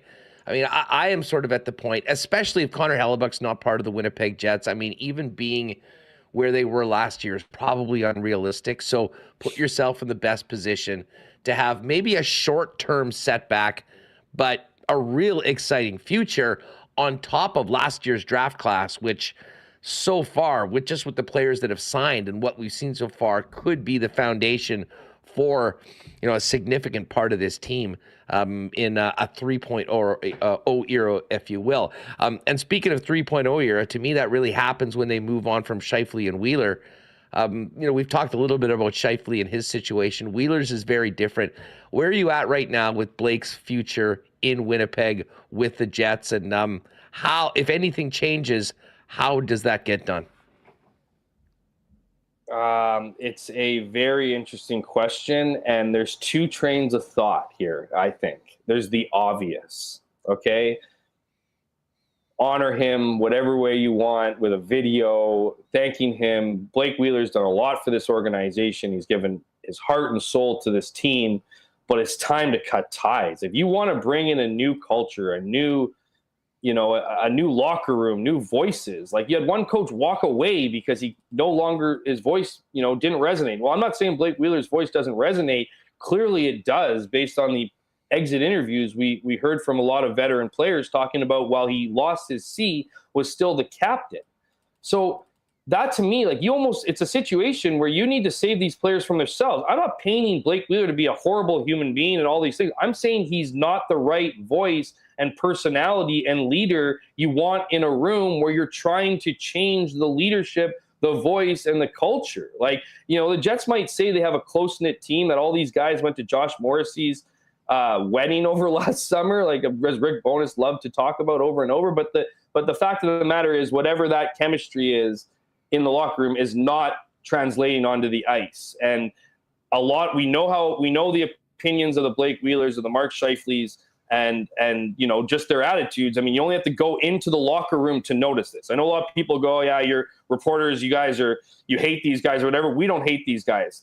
Come into a locker room for 30 seconds and see what we see on a daily basis, and you'll understand the need for change in that locker room. Heck, Kevin Cheveldayoff would bode well coming in during the media times and watching his players conduct themselves to understand the differences of actual leadership and what the Jets have been getting for years now. So, whether it's Mark Scheifele can conform, Blake Wheeler needs to go. Like, he's only got 1 year left on his deal. Thank him. Appreciate it. From what I understand, he met with Chipman this week, and this is where the problem lies, is that those two men, and Mark Chipman and Kevin Cheveldayoff, seem to be on a completely different planet than everybody else and have a completely different mindset of what their team needs. And it's why this club so desperately needs a president of hockey operations to filter out these emotional, loyalty-based decisions. Because that's the one line of thinking where this guy clearly needs to go, they need to move on, blah, blah, blah. The other line of thinking is that this team is going to do absolutely nothing, bring them all back, try to show the fan base or whoever they're trying to prove it to, maybe themselves, that the decisions they've made and the core they've picked just isn't the right core to win championships, and we're getting deja vu. And the only guys that ever leave this team are the ones that demand, whether it be quietly or publicly, to get the hell out of Dodge, because there's been a handful of them over the years, and it's not the ones that want to stay. It's not the ones that don't deserve top 6 minutes but get them no matter what. It's not the ones that don't deserve first power play but get it anyways. It's the guys who don't get those opportunities that want out. And unfortunately, 26 has become a roadblock for a lot of those things the Jets need to do. I need to get a fire extinguisher. That was some of the biggest heat we've had on this program in a long time. That was a great way. And listen, I do not disagree with you at all. And I would put Mark in with them. I mean, as much as Blake has been, and again, both of those guys, they're going to go on their own way. At some point, they'll come back. They'll be honored as two of the greatest Jets and the biggest, most important players in the history of the 2.0 era. But I can't say I disagree with you that the time is long overdue to make some significant moves as it pertains to the core and the culture of this club. Those are the guys at the top of that list. And it just happens to be that you're sort of being forced into making moves with Hellebuck and Dubois because they don't intend to re-sign, which puts a lot of pressure on the GM. But also, as we talked about yesterday, and heard from Frank Saravelli, a ton of opportunity involved in that. Going to be a very, very interesting week heading into draft week in Nashville next week. Hammer, awesome as always, man. Great way to finish it up with that flamer for us all. I can let us know in the chat what you think about that. Have a great one, and maybe we'll see you at the football game on Thursday. Always a pleasure, my man. Looking forward to next week as well as we do our regular hits. Thanks for working around me this week, and we'll get back maybe to our usual Monday morning quarterback moving forward. I'm not sure what is hotter, the steaming weather outside or the take that Jeff just dropped. What a great visit from Jeff Hamilton of the Winnipeg Free Press. Hey, pushing 600 in chat right now, folks. If you're new, welcome to Winnipeg Sports Talk. Hit that red subscribe button before you leave. And do us a favor, hit that thumbs up. We only got 150. We're at almost 600 people here. Let's get that up to 200 as well. Helps us spread the channel. We are going to be talking Bombers coming up in just a couple of minutes with the voice of the Winnipeg Blue Bombers, Derek Taylor. Of course, 2 days from now, Bombers look to go 3-0 against the British Columbia Lions. 7:30 start at IG Field. The Princess Auto Tailgate Zone gets going at 5:30 p.m. $3.50 pop, $3.50 hot dogs, $5 beers. It is the place to be before all Winnipeg Blue Bomber games. Of course, Princess Auto, proud sponsor of the Bombers, and the place where you find the best deals and the most unique assortment of tools and equipment around. Everything you need to complete the projects on your list or start something new is at Princess Auto. 2 Winnipeg locations, and you can always shop online 24/7, 365 at princessauto.com. Well, it's hot right now. Probably not the best day to be outside doing some lawn or garden work. But if you've got that coming up in your future and you need irrigation systems and solutions, get on down to where the golf experts use. And that, of course, is Consolidated Supply. Our pal Joe is the leader in irrigation systems when it comes to both golf courses and your property. They've also got artificial turf. Great deals on new and used golf carts, is the exclusive club car dealer in Manitoba. And other great options for your property as well, including hot tubs and amazing outdoor kitchens.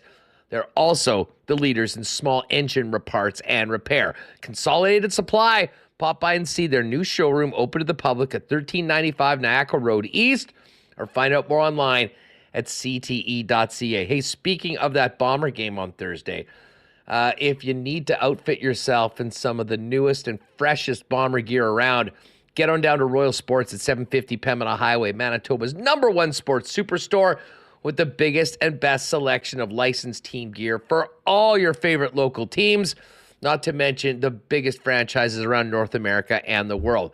Tons of stock in now for summer: soccer, baseball, softball, tennis equipment, disc golf, a huge selection of bikes. Get on down there, Royal Sports, 750 Pembina Highway. You can follow on Instagram at Royal Sports Pembina. And hey, if you're looking for a great spot to watch the game on Thursday, if you're out of town or not around, no better place than Boston Pizza.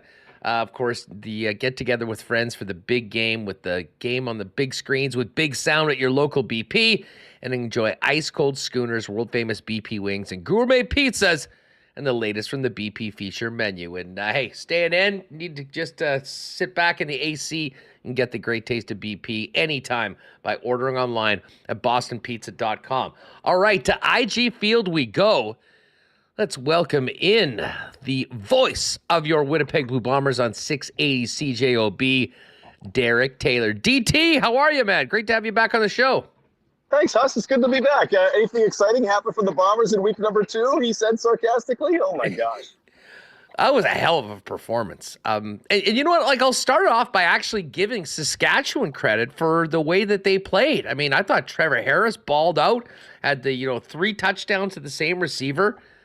But it just speaks to how the Bombers are the standard right now in the Canadian Football League, that even as well as the Saskatchewan offense went off, they still lost by 18 points and weren't even close to covering. Yeah.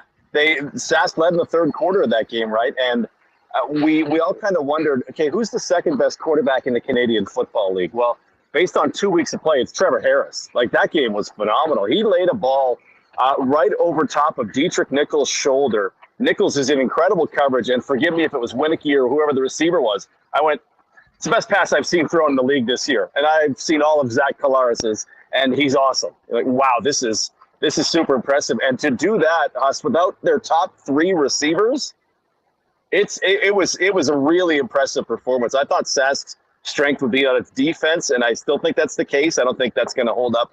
That offense will hold up every time. But, yeah, props to them for making that one much more interesting than it was, until Dickinson kicked a field goal with 8 minutes to go and ended the game. I loved you. I saw you tweeting that. I mean, I knew that drove you nuts. It did not make a lot of sense. And I know people will say, oh, it's the Canadian Football League. Anything can happen. But, man, with the way the Bomber offense was going yesterday, or in that game, you're not beating Winnipeg with field goals, especially at that point in the game. Well, I made somebody giggle today because we were talking about the BC Lions, and they've been kicking a lot of field goals. I'm like, what, are they going to kick 15 field goals and beat the Bombers 45-44? Because it takes a lot of field goals to add up some points, right? And the interesting thing is there's a real take the points thing within football in the late stages of the game. Because, like you said, anything can happen. But the thought that anything can happen, the Bombers fumbled the ball twice and essentially gave up 3 touchdowns last week. Sure, that's something that happens to a team once every 7 years. Sure, that could happen. But what had happened in the first 52 minutes of that game that made you think you're going to hold Winnipeg off the scoreboard the rest of the way? Because it's not an 11-point game. Well, okay, it's an 11-point game, but you need a touchdown and a 2-point convert more than Winnipeg scores the rest of the way. And I think we lose in the conversation when we say it's a 2-score game. No, it's 2 more scores than your opponent gets the rest of the way. That's to me the way you have to think about it, because if you don't, Winnipeg's going to walk down the field, jam in a touchdown, and you'll never score again, which is exactly what happened. You mentioned BC. We'll get to that in a minute. Of course, they're the visitors on Thursday night as the Bombers look to go 3-0. But coming out of the Rider game, like, I thought their defense in game number 1 against Hamilton was, I mean, honestly, it looked like playoff level. I mean, Bo Levi Mitchell had absolutely nothing going on. And, there was a number of bizarre plays that got them at least seemingly into the game, a game that they never really were in, although it was a 1-score game late in the fourth quarter after all that happened. But what did you think of the defense this week? And I know you've been down at practice. I know the guys spoke after a closed practice today. What's been the reaction inside the locker room and from the coaching staff to what Trevor Harris and the Rider offense was able to do to the Bomber D last weekend? Yeah, to the players, to a man, it's we have to get better, right? We just have to get better. And you see it, and you just think this is another step further away from what they were in 2021 when their defense just bludgeoned teams. I think they averaged fewer than 13 offensive points against in 2021, an incredible number, which was such an outlier. But like the same guy gets 3 touchdowns. Samuel Emlis hits them for 3 touchdowns, over 400 yards passing on every defensive back and linebacker imaginable. Like I don't remember a ton of pressure on Trevor Harris as well, at least not the amount I would normally expect. There were some sacks. Celestin Haba had a 2nd sack. And on, but not the same amount of quarterback pressure. And the reasons for that we can go into why that might be the case. But yeah, no, this is a defense I had concerns about in February and through 2 weeks. Even with the Hamilton game looking good, they still had receivers running open behind them. Only Bo Levi Mitchell missed them by 5 yards. Right? I didn't leave game 1 too comfortable, and I definitely am not super comfortable after game number 2. Special teams was a heck of a lot better. And listen, I didn't think they were problematic. Obviously, first and foremost, you get a punt block for a touchdown and then have a return that is fumbled that goes down to your 2. That is an issue. But those are almost random plays. The one that I thought that their kick return coverage could have improved, and I'm sure that was something that Mike O'Shea talked about. But Sergio Castillo has come exactly as we remembered him. As advertised, rock solid at the kicking position. But DT, that return from Janarian Grant, I don't even have words to describe it. And I didn't want to, you watch something like that happen, and I'm sitting there with the guys going, that's the best kick return I've ever seen. And you don't really want to get out there. Obviously, there's recency bias. I've been thinking about this since last weekend, and I'm still waiting for somebody to show me a better return in the Canadian Football League.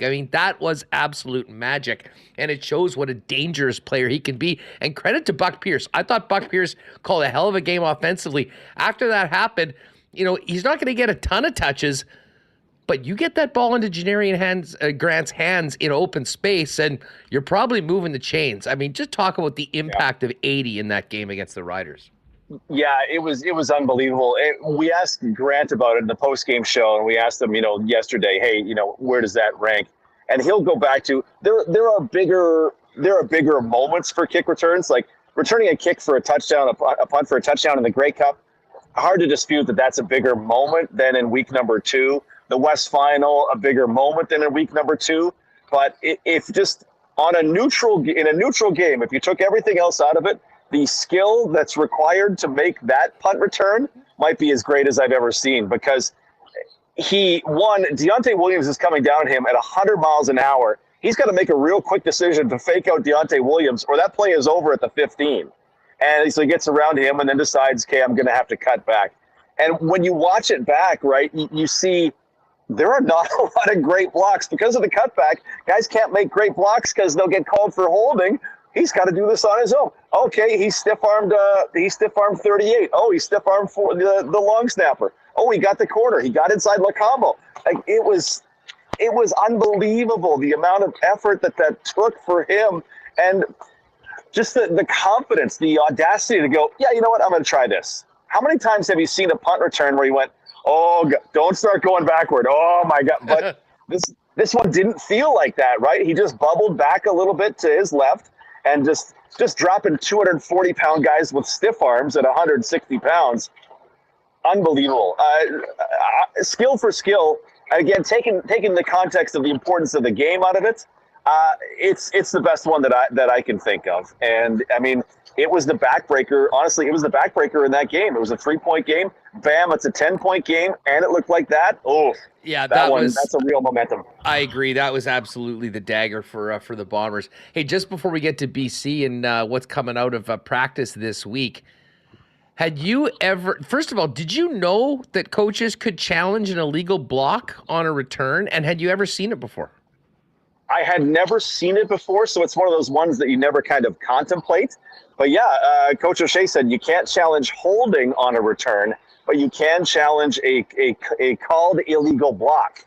The interesting part of it is then, as you heard the official during the game say, we reviewed every block by Winnipeg, and they were all deemed to be legal, right? Like, you can't just say, okay, well, we think, well, one, we know Nick Dembski didn't do it because Nick Dembski's not on the field. He wasn't on the field. It opened it up to a lot of possibilities. Yeah, so it's the official comes over and says, hey, I guess he says, hey, we have an illegal block. It's on this player. Okay, well, I'm challenging that. Must challenge situation for one. But the reason I suspect we don't see it a ton is because they now go back and I don't know how many blocks were thrown in that play, like 18, 20, because of how long it took. And guys are throwing multiple blocks. If even one of those is illegal, well, there was no point in challenging anyway. So yeah, you don't see it very often. And I mean, every year we learn a little something new about the rules of this game, right? We had 3 or 4 of those last year. That's the one for this year of, I don't know if I think that was an illegal block because nobody's laying on the ground. It might be time for coach to throw the flag. It was sharp. It was sharp by the Bombers coaching staff to go, okay, no, we don't see it. So yeah. Well, no doubt about it. And to be honest, I mean, we know what a player's coach Mike O'Shea is. I mean, I might have done it anyways just to support Grant for what he had just done. But listen, if you get it right, it's 6 points. I mean, there's no better use of a challenge, I would say, than if you're correct, you get a touchdown. That's exactly what Coach O'Shea did. Derek Taylor's with us. Go ahead. I was going to say, normally I would not advocate for it at that point in the third quarter, just because so much more important things, or so many more important things can happen in the fourth quarter of a game. But that was absolutely perfect. I wouldn't even have bothered looking if I was a coach. I'd be like, no, we're challenging, because if this goes our way, we're going to win the football game. And yes, there's this much time left, but huge play. And plus, I mean, the onus is on the CFL to tell the officials, just let them get away with it. It's unbelievable. We need that as a top highlight of the year. Just let it slide. And I got thinking, was there not a lady that got robbed of the $1 million in the Safeway Score and Win a couple of years ago on a flag on that? No, that's the coach almost owes it to that fan to challenge in that case if it ever happens again. We got to pull that up, because when was that? We're all kind of wondering, when did that rule become a thing? It better have been after the $1 million touchdown to Win that didn't come through. Because if that was challengeable and the coach didn't challenge that, somebody needs to be fired into the sun. Hey, what's the word out of practice? I know today was closed. There's a lot of people in the chat wondering how Brady's doing, Dalton Schoen. I guess we're not expecting Jackson Jeffcoat in the next little while, though he could come off the 6th game earlier. What's the infirmary like right now in blue and gold? Yeah, so like you say, closed practice, so we didn't get to see it. We'll get the injury report a little later, but we can determine who practiced based on who we can talk to. So I talked to Dalton Schoen today, which means that Dalton Schoen practiced today. So I suspect he will be listed as full participant on the injury report today. Brady Oliveira was not available to talk, so to me, I take away from that Brady did not practice today. So I feel like he could go even with, if he's healthy enough, he doesn't necessarily need a week of practice, but I look closer and closer at Johnny Augustine getting the carries just because Brady's been down for 2 days with on the injury list. I love seeing thorax on the injury list because that just sounds badass, right? But yeah, Brady, I was cutting back that audio today. He took and laid a shot on Deontay Williams, a 225-pound defensive back, on his last carry. He went to the sidelines. That's being hit by a car. And that's a car hitting a car, so there's going to be damage in there. I certainly hope he's okay, but he was, by my estimation, he was not practicing today. So, yeah, fingers crossed for him on Thursday. What about the defensive side of the football? I mean, not as much today, but there were a couple guys that missed practice yesterday and a couple other of the backups getting more reps in practice. Yeah, Alden Darby had the day off yesterday with an illness. I talked to him today. He said it was a little stomach thing, so he's back. I'm waiting to see about Demario Houston because his was non-injury related why he missed practice yesterday. So hoping that he'll be okay. If not, we'll get our first look in the regular season at Abu Darami soiree out of Colgate. So that'll be the interesting one to see. And I mean, you can potentially, they're going to need more defensive backs along the way. So getting a rookie some reps in week number 3 would not be the worst thing at all. No doubt about it. Derek Taylor is the voice of the Bombers on 680 CJOB. He'll have the call come Thursday night, 7:30, and a big pregame show planned. Give us a quick look ahead to this matchup. I mean, BC's looked good so far. Certainly, I don't know whether it's an incredible defense or just a completely inept offense from Edmonton, but we don't see shutouts very often. Just give us your take on the challenge at hand for the Bombers as they try to go to 3-0. Yeah, I would think BC's probably the second best team in the league, but to me, there are times where number 2 is so far away from number 1 that number 2 feels more like number 3. And to me, that's kind of where I think BC is at right now. Like, they shut out Edmonton, full props for that. But they scored 22 points, and they had 5 field goals in that game. And you are not coming anywhere near the Bombers with 5 field goals the way the offense is going. The team's putting up more than 40 points a game. Like I joked earlier, that's 15 field goals you need to hit. You're not getting 15 drives in a game, right? So BC, this is one of those awkward stages of the season for me where who have they played, right, becomes a big thing in as I try to assess teams. Winnipeg's played Hamilton. Hamilton didn't look very good. They're 0-2. They played Saskatchewan and looked a little better. So I think Winnipeg's had tougher opponents so far. BC's played Calgary, who looked awful in that game and is probably better than they played. And they played Edmonton, who might be the worst team in the league at this exact moment. So I don't feel like BC has done much so far. 22 points gets you halfway to what Winnipeg will put up, and the defense probably puts up more of a fight. Vernon Adams, I mean, he's getting yards and things are going his way. But again, who have they played, right? They're dealing with some injuries as well.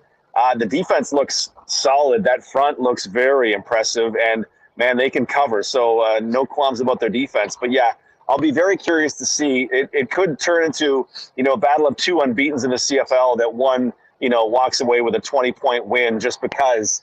All 2-0s are not created equal. Let's say that. Yeah, very, very astute. And I think the line on the game, which is Bombers by about a touchdown right now, says that it does seem to be like there is the Bombers and then everywhere else. Although credit to BC for being where they are right now. DT, fill people in. Would you guys go live, 2 hours before game time? So 5:30 on Thursday? That is correct. 7:30 kickoff, 5:30. We're live in the tailgate area of IG Field with myself and Doug Brown and Ed Tate and Ted Lyman. And I swear to God, if you come down and you say, Doug Brown, will you take a picture with me in the giant inflatable chair? Doug's going to do it. I'm going to make him do it. So you can come down and visit with us. we're signing autographs. I've had people who I think sarcastically want my autograph, so I give it to them. Oh, I'm very happy to. Oh my God! But yeah, no, we have a great time here at the tailgate area of IG Field 2 hours before, so we'd love to have you come down and dial us up. If you're watching on TV, you can dial in the radio feed as well, and you can hear me actually freak out if Janarian Grant even touches the ball this week. No doubt about it. Another great reason to get down to the Princess Auto tailgate party early, because the OB boys will be firing up for 2 hours before kickoff between the Bombers and Lions. DT, stay cool, man. Thanks for doing this. Appreciate you jumping on today. Thanks for having me, Huss. Good stuff. At DT on OB. Give Derek Taylor a follow, and make sure to be listening for all his Bomber coverage over on 680 CJOB. Speaking of that Bomber game, good news for those of you like myself and Remis that love Little Brown Jug, our favorite local beer. Little Brown Jug's now an official partner of the Blue Bombers, and you can get the great taste of their flagship 1919 when you get to the stadium on the weekend. Now, it is at the Poutineery locations and the hometown concessions. So there's a number of options, a couple of options of each on both sides of the 100 level as well as the 200 level. So if you're looking for the best beer in the building, make it 1919 at the Poutineery or the hometown locations for Little Brown Jug availability, along with their other local craft beers. And of course, don't forget, you can get generic lager and all the other great taste of Little Brown Jug down at the brewery and tap room. And if you're going to the Gold Eyes game, 1919 and generic available, as well as tap options of different Little Brown Jug beers over at Craft Beer Corner.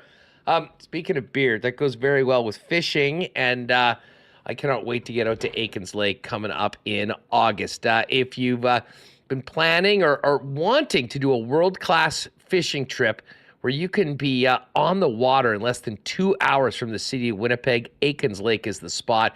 And as world-class as the fishing, the hospitality is even better. There's really nothing like the Aikens experience. Find out more online at aikenslake.com, or give our pal Pitt Terren a buzz on Twitter at Aikens Lake, or by email on the website, and they'll fill you in on availability for this year, already booking into next year, and what you can expect from a once-of-a-lifetime trip out to Aikens Lake. All right, Remo, we have to get to our Coolbet Lines. I'll give a quick shout-out to our friends over at Breezy Bend, though. Man, the course is in amazing shape, and we will have more Breezy Bend golf reports coming up beginning on Thursday as the Travelers is back. Check tomorrow's lock shop for our picks for the weekend on the golf course. In the meantime, if you're thinking about making a long-term home for you and your family at one of Manitoba's top private courses, Breezy is the spot. Give them a call and talk to Corey Johnson about getting on the waiting list for the 2024 season. You can also find out more at Little Brown Jug, or at breezybend.ca. All right, let's get to the Coolbet Lines before we head out to the track for another night of live racing over at Assiniboia Downs. Not a lot going on today, but we got baseball. And today on the Lock Shop, Dusty and I both cranked out 3 gamers, which are available in the Coolbet exclusive section. They give us a couple really nice numbers. I had put together a parlay that came up to plus 468. They boosted it to plus 550. I've got the Tigers over the Royals, the Marlins over the Blue Jays, and the Cubs over the Pittsburgh Pirates. That one is up to plus 550. And I think if you want to just ride with one game, I'm liking the Cubs and the Stroh Show. They are 8-2 in their last 10. Pirates 2-8. Cubs smoked them last night 8-0. And a real pitching mismatch. Nice. Pitching mismatch on the mound tonight with Marcus Stroman getting nice the match. Getting the call. Dusty's on the Rays, Yankees, and Twins. That one is at plus 485. And as far as those individual games go, Jays are basically an even money underdog, plus 101 going against the Marlins. My guy Kikuchi is on the mound. I don't like to go against him, but it just seems like the Jays are struggling a little bit, and Marlins have a heck of a starter on for them. Royals stink. They won 1 of their last 9. Tigers will probably get this one done. That one's at minus 143 right now. And then that Cubs game that I mentioned, the Cubs, where are we here? Marcus Stroman, the Stro Show, minus 128. So it's all there at Coolbet. One other thing I'll point you to is the NHL draft odds. And we'll certainly be talking about this more next week as we get closer to the first pick when we're in Nashville. But you can bet on who will be the second, third, fourth, or fifth overall picks. We've also now got over-under numbers on a number of the players that are scheduled to be picked in the first round. I love this value on Zach Benson.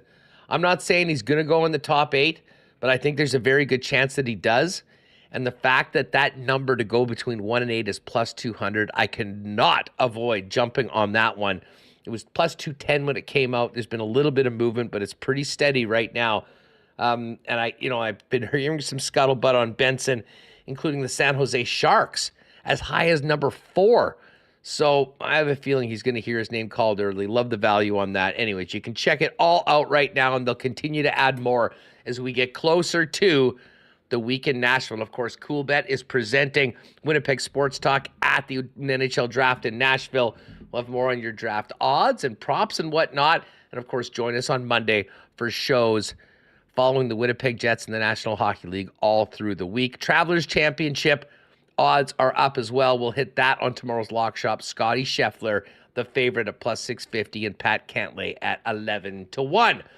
By the way, if you haven't used the Coolbet before, you can always use the promo code WST when you're making your first deposit for a 100% bonus up to $200 over at Coolbet.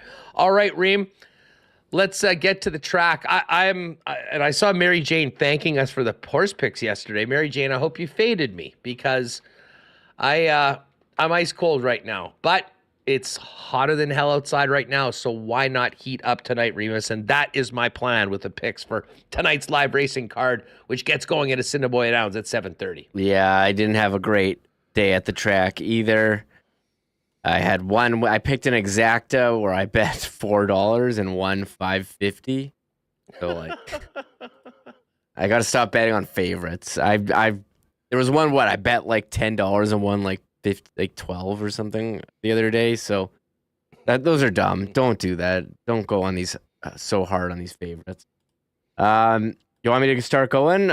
I'm starting on race 3. I don't have anything on race 1. Okay, I got nothing race 1. Okay, race 2, I am going on number 4 to win, Canadian Authority with Antonio Whitehall.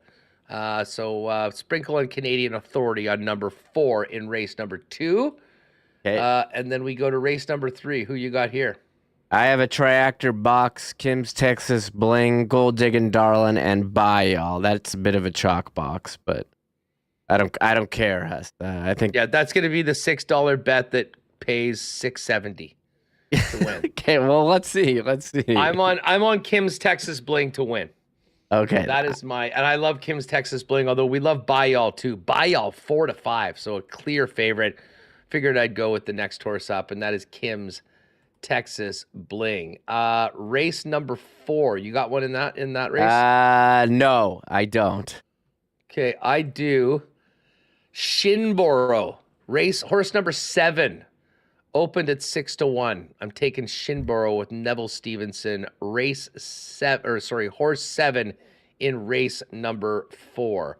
On to race number 5. Yes, I'm on race 5. I'm picking. I think we're both on this one. Very high? Yeah, we're both on very high. I bet on very high too. How can I not? I saw that. I was like, there's a horse here very, very high. So I bet. I only bet like $3 on it, but yeah, me as well. So, I guess I won't be able to make up any ground on you. However, if we both win, that'll be fun to talk about tomorrow. Looking for kicks, looking good. Love Hours is the favorite in that one.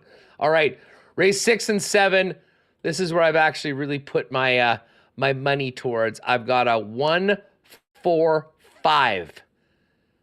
triactor parlay in race 6 with Lady Cop, Big Hug, and Spittin' Kitten. $6 wager. What do you got for race 6? I have 1-4-7. I got Super Caro. I got another chalk triactor. Yeah, you just see. I try to at least grab one out of the top 3 just to. I'm going with the Make it program interesting. selections here. We'll see what happens. And then for race 7, 8 horses in this race.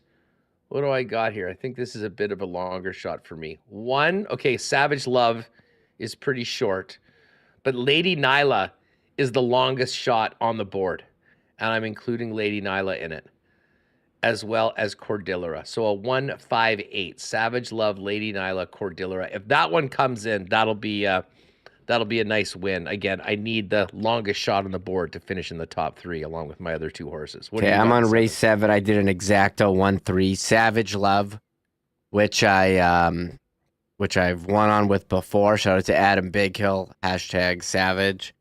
And I have that to win.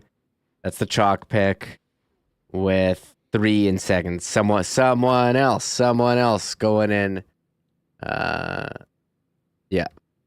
That's the one I'm picking for second. There you go.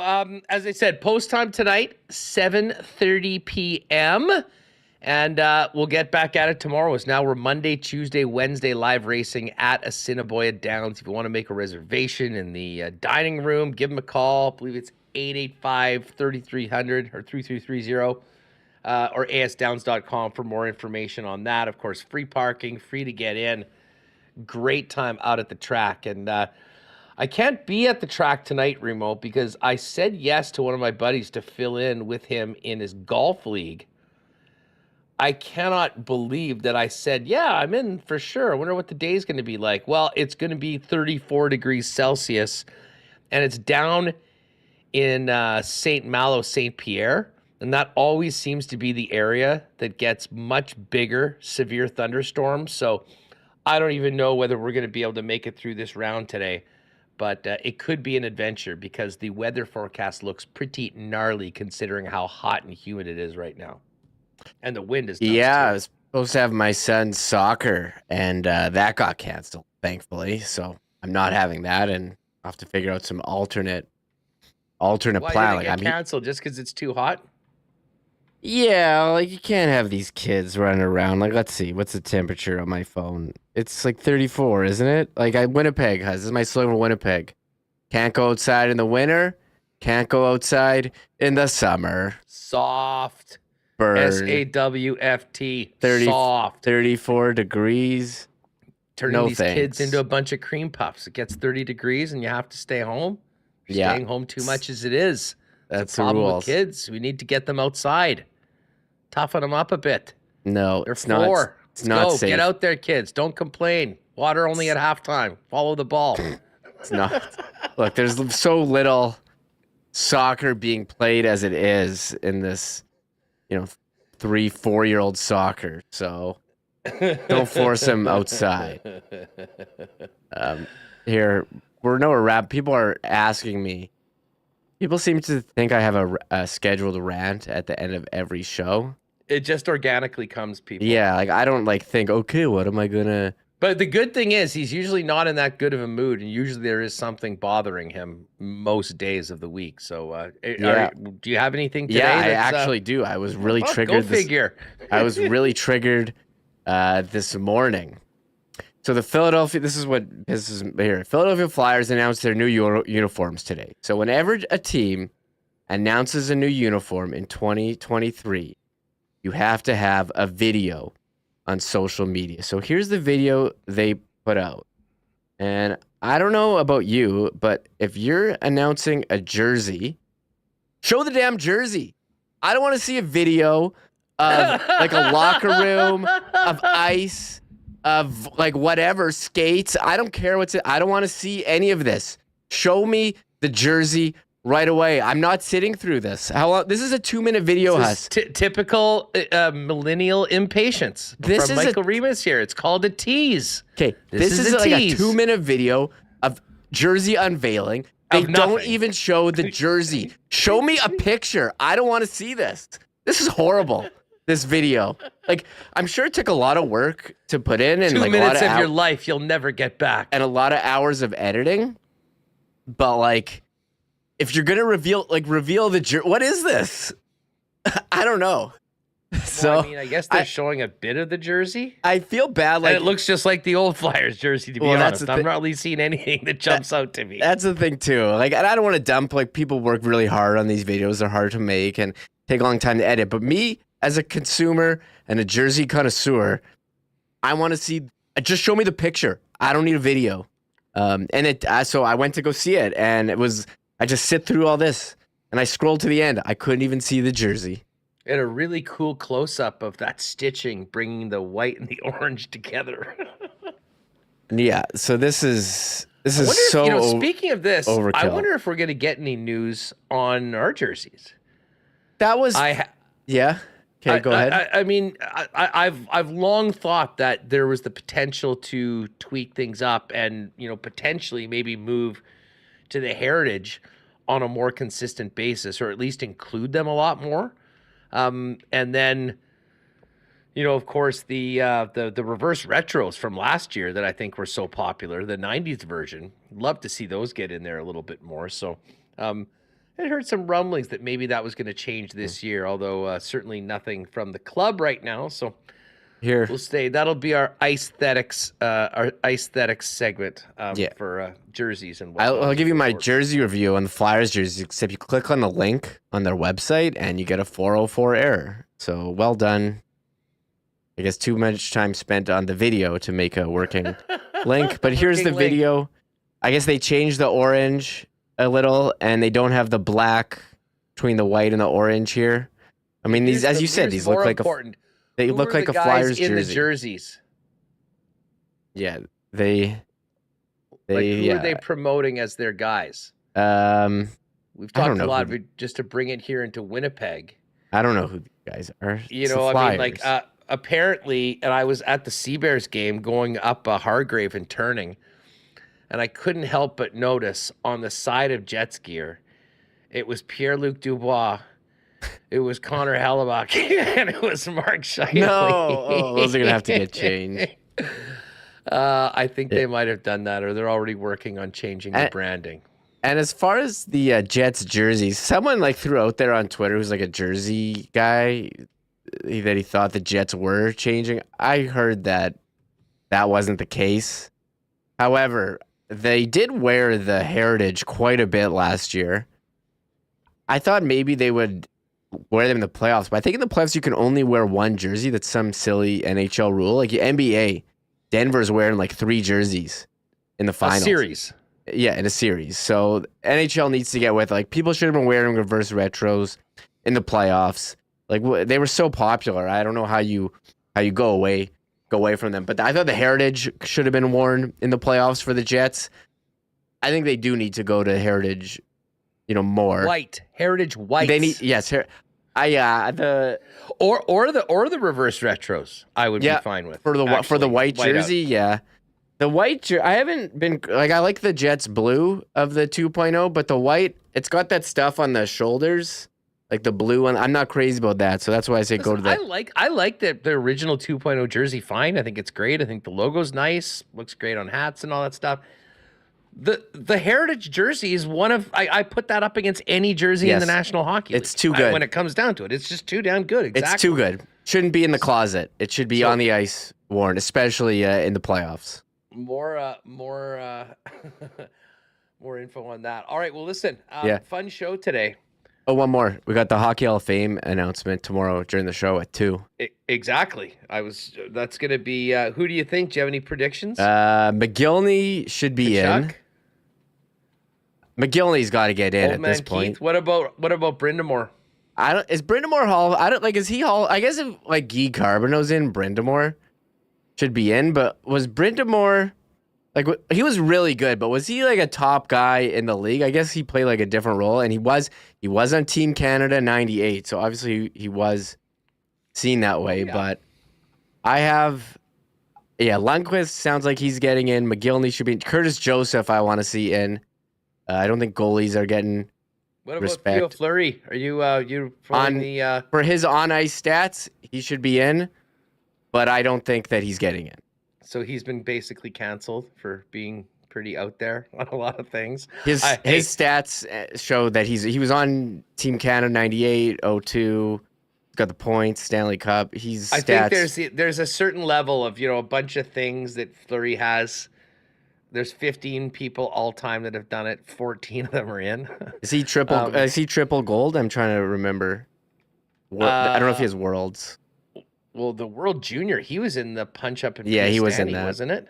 Yeah, he was in that. They got tossed out of that tournament. So, anyways, we'll see tomorrow. We'll discuss it. Who's on tomorrow? Is Murad in tomorrow? Or are we going? He's on, and he's got the I guess response to Arpin. So I know everyone here so loves. That's why we got over 500 people here to hear about the latest on Pierre-Luc Dubois and Dubois Drama. We didn't even play the theme song today. We'll play the theme song for sure tomorrow. We'll play it tomorrow. People are getting mad that we're not playing it. I mean, gotta say, I don't know. Yesterday I didn't think there was news. Today we could have played it. But Murat's got the response to Arpin. But I don't know if they're going to be able to work out a deal with Montreal. I don't think the puzzle pieces fit together.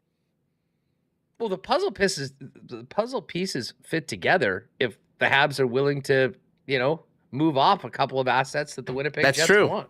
Yeah, that's true. You can do it, but if you're not willing to trade Kirby Dach or the 5th pick overall, then it's probably going to be tough to pull off. Anyways, we'll be all over it with you tomorrow. We will have Murat, which should be good, and we promise you we'll play the Dubois Drama theme song before we get into that today. Thanks to Rewucki. Thanks to Jeff Hamilton. Great stuff with Hammer. And, of course, Derek Taylor, voice of the Blue Bombers. And a huge thanks to all the sponsors that make this show happen every day and all of you for being with us. Hit that red subscribe button if you haven't already, and on your way out if you hadn't, please hit that thumbs up.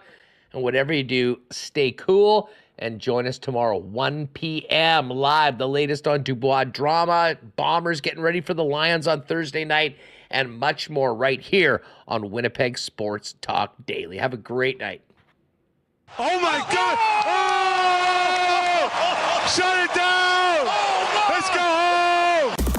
Thanks for tuning in to Winnipeg Sports Talk Daily. Make sure to subscribe on YouTube and your favorite podcast feed at winnipegsportstalk.com.